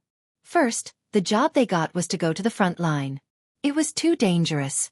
They could lose their lives if they weren't careful. Second, the status of the job was too low. There was limited room for promotion. It was basically a job to send people away. Third, the scales of victory were tilted in Yang Tao's favor. They were also shaken. They questioned the correctness of their previous action of climbing the wall. They didn't know that the kind of lord was like the kind of minister. Feng Zhen was also an old hand at fishing. In order to further intensify Madame Chiu's determination to defect, he secretly played many small tricks. Father, I thought Lu Shi was destined to fail. The son of the leader of the Chiu family was about to go crazy from being tortured by his superiors. He felt humiliated when he thought of the face of a villain who was intoxicated by success. Old Master Chiu asked, "Did you suffer again today?" His son felt wronged. For the past few days, his superiors had made things difficult for him, picked on him, and humiliated him. He was about to collapse.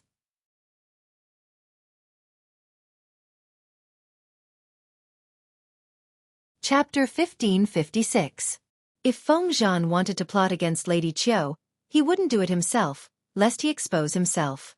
All he had to do was send someone to instruct his superiors to deliberately make things difficult for him, and that was enough to incite the other party's resentment. Xueqi was originally a person who was sitting on the fence. Seeing that Yang Tao's chances of winning were getting bigger and bigger, while she was being suppressed everywhere, her mentality suddenly became unbalanced. If I had known this would happen, I wouldn't have spent so much effort to seek refuge with Lu Shi. Old Master Chiu's son was called Chiu Meng. Because he was an old man, he was very doted on by others. Because of this, he developed an arrogant character and could not tolerate the slightest grievance. Moreover, he was the one who had been criticized the most. One could imagine how angry he was. If I stayed with Yang Tao, at least I could secretly borrow Yan Lin's power. Maybe. Before he could finish, Chiu Meng was glared at by Old Master Chiu, scaring him so much that he swallowed back whatever he was about to say. There's no turning back. What's the point of saying all this now? Old Master Chiu's hair and beard were all white. His face was old, but his skin was ruddy. One look and anyone could tell that this old man had lived an exquisite life. Father, we have to think of a way, Chiu Meng said hurriedly. Lu Shi can't defeat Yang Tao, and they are in a stalemate. He will definitely withdraw his troops. Now that Yang Tao had a chance to catch his breath and recuperate for a few years, he would definitely be in a different situation. In addition, Lu Shi's subordinates were all from poor families and even commoners who were not worthy to be mentioned in public. How could they be willing to help their sons? You kept suppressing your son.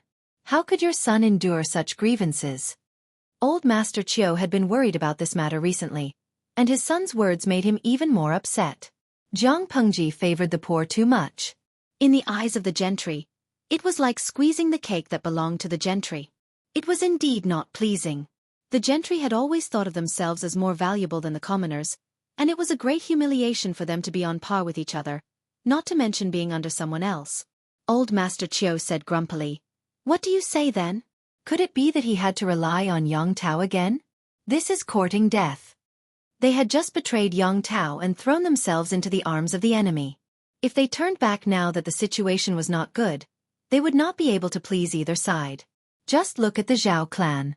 They were obviously used by others, and in the end, their entire clan was annihilated. Old Master Chiu didn't dare risk it.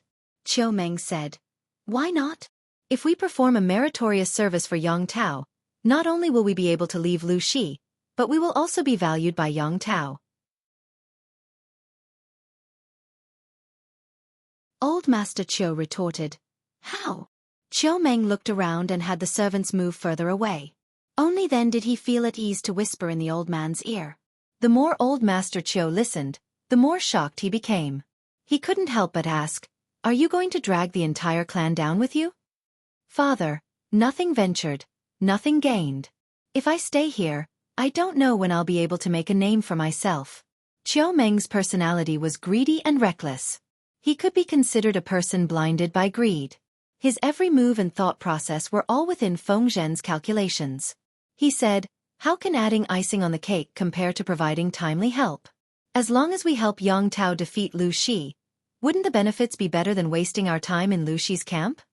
Old Master Chiu was hesitant. Compared to his youngest son's selfish thoughts, he had more to consider.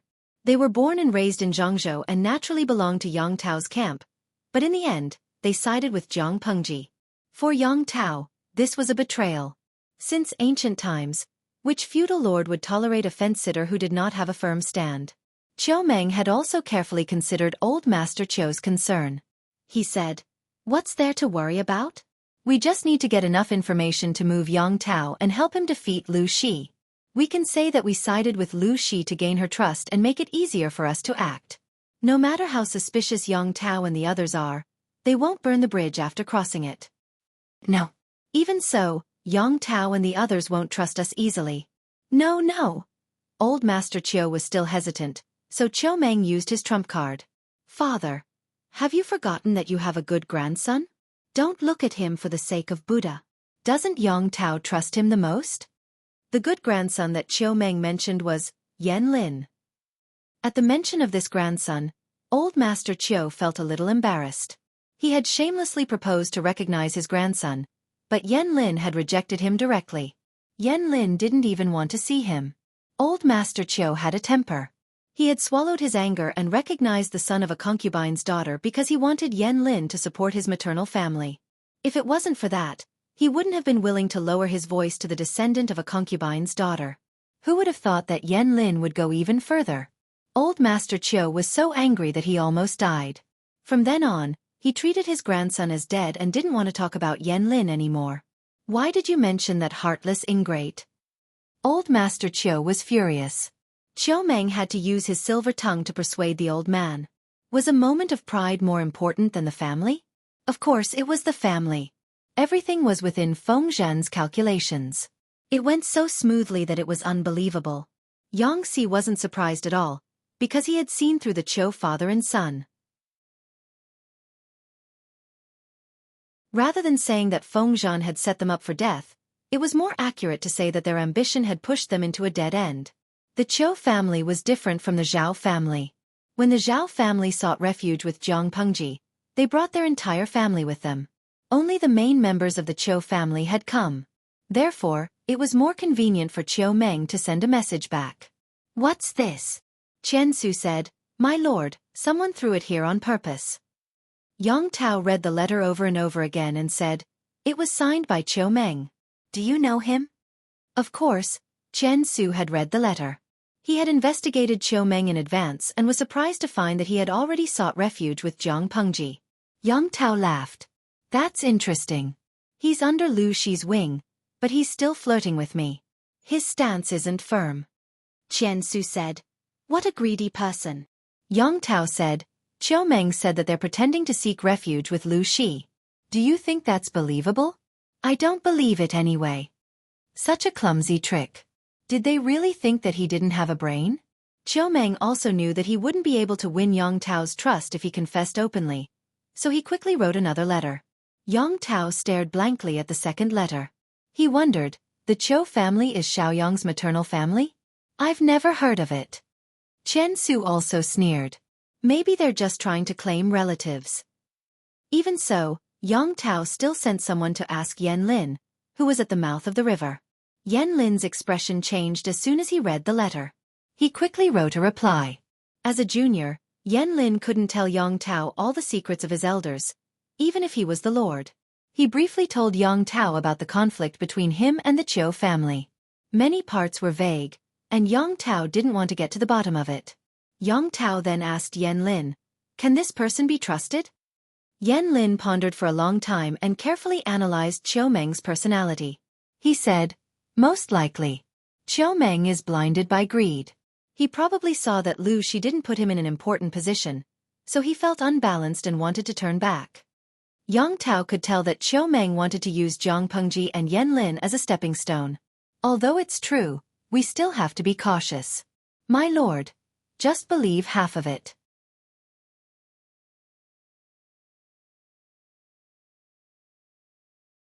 Chapter 1557. Judging from Xiaoyang's reply, his relationship with the Chou family is quite bad. Yang Tao curiously read the reply several times and sighed to his wife. Speaking of which, I don't seem to have heard Madam mention anything about maternal family.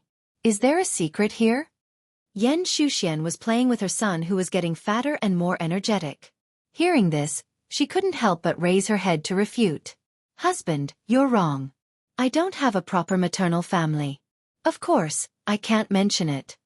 Yan Shuxian held her heavy son in one hand and shook the rattle drum with the other. Listening to the sound of the beads hitting the drum, the little guy in her arms stared at it without blinking, revealing his baby teeth. Seeing this, Yan Shuxian smiled warmly. Speaking of which, that's the matter of the previous 2 generations. Yang Tao was surprised.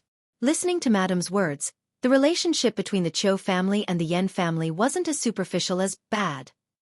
Madam, is it convenient for you to reveal something? Xiaoyang also said something, but the content wasn't clear. Yang Tao was a little embarrassed as if he was ashamed of his curiosity. Yan Shuxian said, "You and I are one. We're a family, so there's nothing to hide."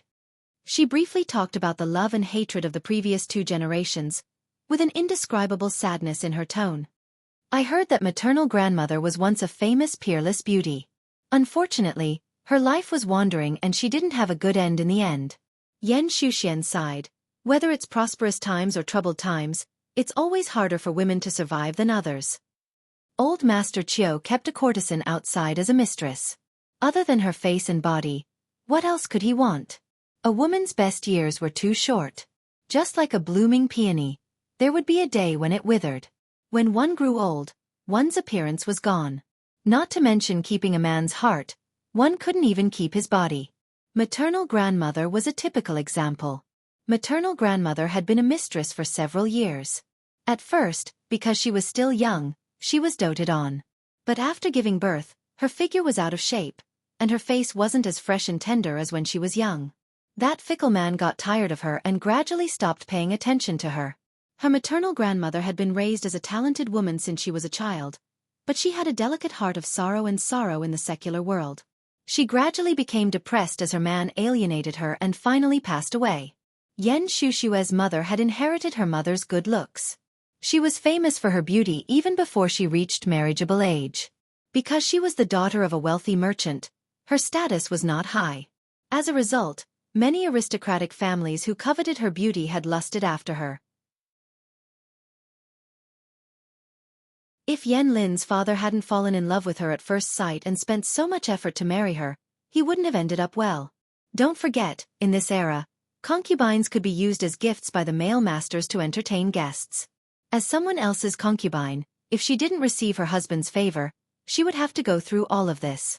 Yang Tao listened attentively, one hand clenched into a fist and pounded the palm of the other, as if he had discovered some great secret. No wonder. At first, I was wondering why Uncle Yan's appearance was so ordinary, but how could his children be so beautiful and elegant? So this is the reason. Indeed, the parents' looks were still very important. Their children's looks were guaranteed. Yang Tao looked at his son carefully, as if trying to imagine how elegant he would be when he grew up. After a while he said with certainty, "Madam, I was born so beautiful, and you are also the most beautiful woman in the world. When our son grows up, he will definitely be full of beauties when he goes out." Yan Xueqi was speechless. Was this the main point?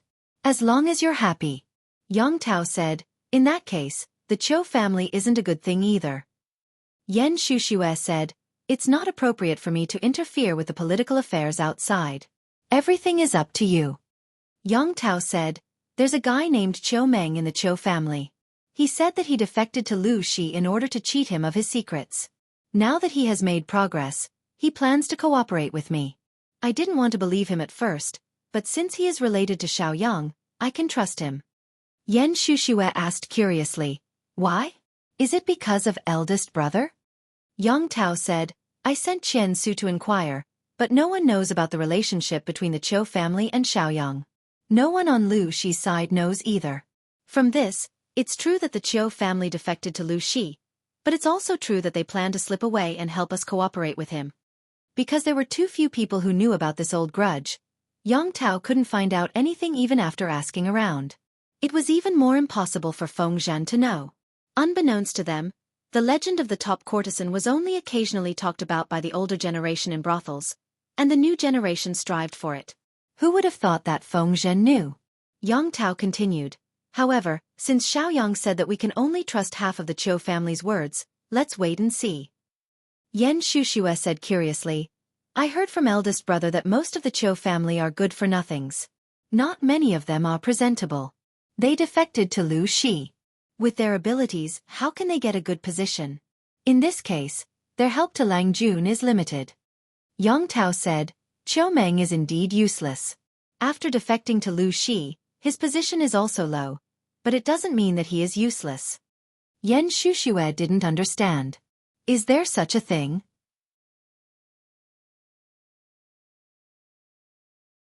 Yang Tao said, "Of course there is. Even though Qiu Meng is only a small registrar in charge of returning rations to the warehouse, isn't war all about fighting for rations? He was in dire need of rations. If not for Qiu Meng's letter, Yang Tao would have sent someone to borrow rations from Chui. And Chui was a jackal, while Jiang Pengji was a tiger. Neither of them was easy to deal with. However, there was a saying that the enemy of an enemy was an ally. Jiang Pengji was powerful, and both Chui and Yang Tao were thorns in her eyes. With the common threat of a foreign enemy, they formed a natural alliance. Yan Xueqi obviously knew her husband's predicament. She smiled and said, "If that's the case, our army's rations crisis can be solved." Yang Tao said, "It's too early to say that. The Qiu family. Let's wait and see. If we can trust them, we'll do something big." Yan Xueqi said, "It's better to be safe than sorry.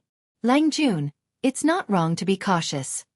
At that moment, the fat son in her arms suddenly began to struggle unhappily. His little face scrunched up, and he punched wildly, looking fierce. Seeing that, Yang Tao immediately carried his son away. "I'll hold him first, lest he wet your dress again." Before he finished his sentence, a dripping yellow liquid leaked out from the diaper, and the fierce little face also relaxed. I've never seen anyone with such a bad temper. If Yang Tao didn't have some family wealth, he probably wouldn't even be able to provide for his son's diaper. Yan Xueqi couldn't help but laugh. Her dress wasn't wet, but her husband's clothes were unlucky. Yang Tao left his son to the wet nurse to change his diaper, and he went into the bedroom to change into a clean set of clothes. "My lord, there's an urgent letter." When Yang Tao came out after changing, the housekeeper of the manor handed him a confidential letter. He opened it and saw that it was a message from Qiu Meng. Qian Su asked, "My lord, do you want?"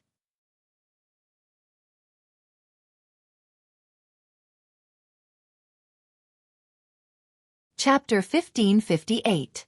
Yang Tao was calm, so was Feng Zhen. Qiu Meng was the only one who couldn't. He paced back and forth like an ant on a hot pan the whole night. He waited from dusk until dawn. Once again, he asked the servant for information. He didn't expect Yang Tao to not send troops to intercept the grain. Old Master Qiu wasn't surprised. Instead, he scolded his youngest son. "Yang Tao is one of the feudal lords. Look at those top-notch feudal lords. Which one of them is heartless? Old Master Qiu lectured his youngest son earnestly. Seeing him humbly ask for advice, he felt great satisfaction. He continued, no matter what, even if we have a relationship with Yan Lin, it's not enough to completely win Yang Tao's trust. He will definitely wait and see for a while. Qiu Meng was dissatisfied. I know this too. But Yang Tao doesn't know how much risk I have to take to send him a message. The bigger the movement, the easier it was to be discovered. Once they were discovered, the Zhao family would be a good example. He risked his life to send Yang Tao information. Every opportunity was precious. Who would have thought that Yang Tao would still be so hesitant? Old Master Qiu shook his head. This is why other people are feudal lords, but you are still a step away from being outstanding. If you don't have some vigilance, you won't survive 3 episodes, understand? Qiu Meng was annoyed, but he didn't dare to talk back. He still needed this old man's support. After a while, Qiu Meng sent 2 more messages to Yang Tao, both of which were true. Because Qiu Meng was only a junior registrar, he was responsible for the first step of the inventory of the grain. At most, he knew where the grain fleet would pass, but he didn't know which granary the grain would end up in. He wanted to know more information, so he had to ask around in private. In order not to arouse the suspicion of his superiors, Qiu Meng took great pains. Little did he know that all of this was happening under Feng Zhen's eyes. Fu Wang was a little puzzled. Is Yang Tao unwilling to take the bait? Or did he become suspicious? Feng Zhen said, it's unlikely, but his appetite is too big. It's true that he wants to eat until he's fat. After enduring for so long, Yang Tao must be able to keep his composure, Yang Si said. Then, shall we send more people to send tens of thousands more grain next time? Feng Zhen smiled as he toyed with the object in his hand. His gaze was playful. Wait a little longer. Now is not the time, Feng Zhen said. Also, send more people to guard the Jingyang granary. Fu Wang was puzzled. Why? Could it be that their target was the Jingyang granary? Qiu Meng can't get this information. Feng Zhen said, why can't I get it? Yang Tao and the others were born and raised in Zhangzhou. Our army had used different water routes to transport the grain several times, but the enemy could roughly determine which nearby places were more suitable to store the grain according to these routes. Yang Tao is able to keep his composure. Firstly, it's because Wan Shi's grain isn't enough to attract him. Secondly, he wants to find our granary and burn it all in one go. Fu Wang could not help but suck in a breath of cold air. I never expected Yang Tao to be so scheming. Feng Zhen said, don't underestimate anyone. No matter how outspoken Yang Tao is, he has been with Yan Lin for more than 20 years. As the saying goes, one is marked by the company one keeps. Even a pure white rabbit would be dyed black by ink. Yang Si laughed. Maybe you're thinking too much. Feng Zhen said, it's always good to be well prepared and cautious. Yang Si laughed in his heart. Once bitten, twice shy. Even a prodigal son like him would have such a day. On the surface, it seemed calm, but in reality, there were surging undercurrents. Both Feng Zhen and Yang Tao were secretly testing each other's limits, waiting for the best time to strike. As a chess piece in the game between the two sides, Qiu Meng felt like he was playing with the 2 feudal powers in the palm of his hand. On this day, he delivered another piece of important news to Yang Tao. He said as if a heavy burden had been lifted from his shoulders, if Yang Tao can't even grasp this piece of news, then he can forget about fighting for the world. He should just admit defeat. Why did he say that? Because there were 100,000 dawn of grain this time. Because the amount was too large, in order to prevent any accidents, the military counselor Yang Si personally led the troops to escort it. This was the most confidential of secrets. Qiu Meng had used money to get the information out of the mouth of his drunken colleague. If Yang Tao was willing to launch a sneak attack on the grain team, not only could they seize 100,000 dawn of grain, but they could also capture Yang Si, one of Lu Shi's right-hand men. Yang Si had a good reputation in the southern territories. Capturing him and using him as a sacrifice would definitely deal a heavy blow to the enemy's morale. Why do I have to go too? Yang Si waved his golden fan, looking impatient. He wasn't Feng Zhen, he didn't like to court death so much. Feng Zhen said, if you don't go as bait, I'm afraid that Yang Tao will ignore the grain and go directly to the Jingyang granary. Yangtze spat and said, "If you want to court death, go yourself. Why drag me down with you?" Feng Zhen smiled and said, "We'll share blessings and misfortunes together. When it comes to making a name for ourselves, you'll naturally benefit as well." Yangtze was speechless. He had seen shameless people, but he had never seen someone who could use his colleague as bait and still make such a solemn vow. "How shameless! What about you?" Yangtze asked him. Feng Zhen smiled and said, "Of course I'll guard the Jingyang granary. Maybe Yang Tao, like my lord, likes to take the lead. If that's the case, we'll benefit greatly." Yangtze rolled his eyes. If Yang Tao was as troublesome as his lord, he didn't believe that Yan Lin would still indulge Yang Tao. "Why did you choose that night to make your move?" Yangtze asked another question, looking like he wanted to get to the bottom of the matter. "I saw that you've been reading the stars these days. Could it be that you've learned from that quack Wei Zixiao and can predict the weather and the direction of the wind?" "I was born and raised in Zhangzhou. Do I need to know how to predict the weather? Wei Zixiao is a quack, but I'm not." Feng Zhen suddenly smiled evilly. "Why did you choose that day to make your move?" "Because there will be thick fog on the river that day. It'll be perfect for our army to launch a sneak attack from the south, using the Jingyang granary and the transport team to attract Yang Tao's attention, then taking advantage of the thick fog to launch a sneak attack on his army. It was killing two birds with one stone." Yangtze was speechless. He was starting to doubt whether Yan Lin had tricked Feng Zhen this time, or had he dug up the graves of all his ancestors. This was too sinister. Was he planning to destroy Yang Tao's base in one fell swoop? What a beast! He thought that Feng Zhen's use of his comrades as bait was already the bottom line. He didn't expect that he would even use the Jingyang granary as bait. On the other side, just as Feng Zhen had predicted, Yang Tao accurately guessed the location of the granary based on the information he received. At this time, Yan Lin, who had been training at the mouth of the river, returned. "Xiaoyang, you're back at the right time," Yan Lin said. "I heard that my lord plans to lead the army yourself." His voice wasn't loud, but Yang Tao couldn't help but cower. "I'm worried about the generals." Before he could finish his sentence, Yan Lin interrupted. "Generals have their duties. If they can't fight for my lord, what's the use of them? Are the generals so useless that my lord needs to lead the army herself?" Yang Tao's words were stuck in his throat. He said gloomily, "If that's the case, should I lead the army?" Yan Lin asked him with his eyes. "What do you think?" Yang Tao was speechless. You're tuning in to the Xueqi's Martial Arts Saga YouTube channel. Don't forget to subscribe and join us on this journey to catch the most captivating stories.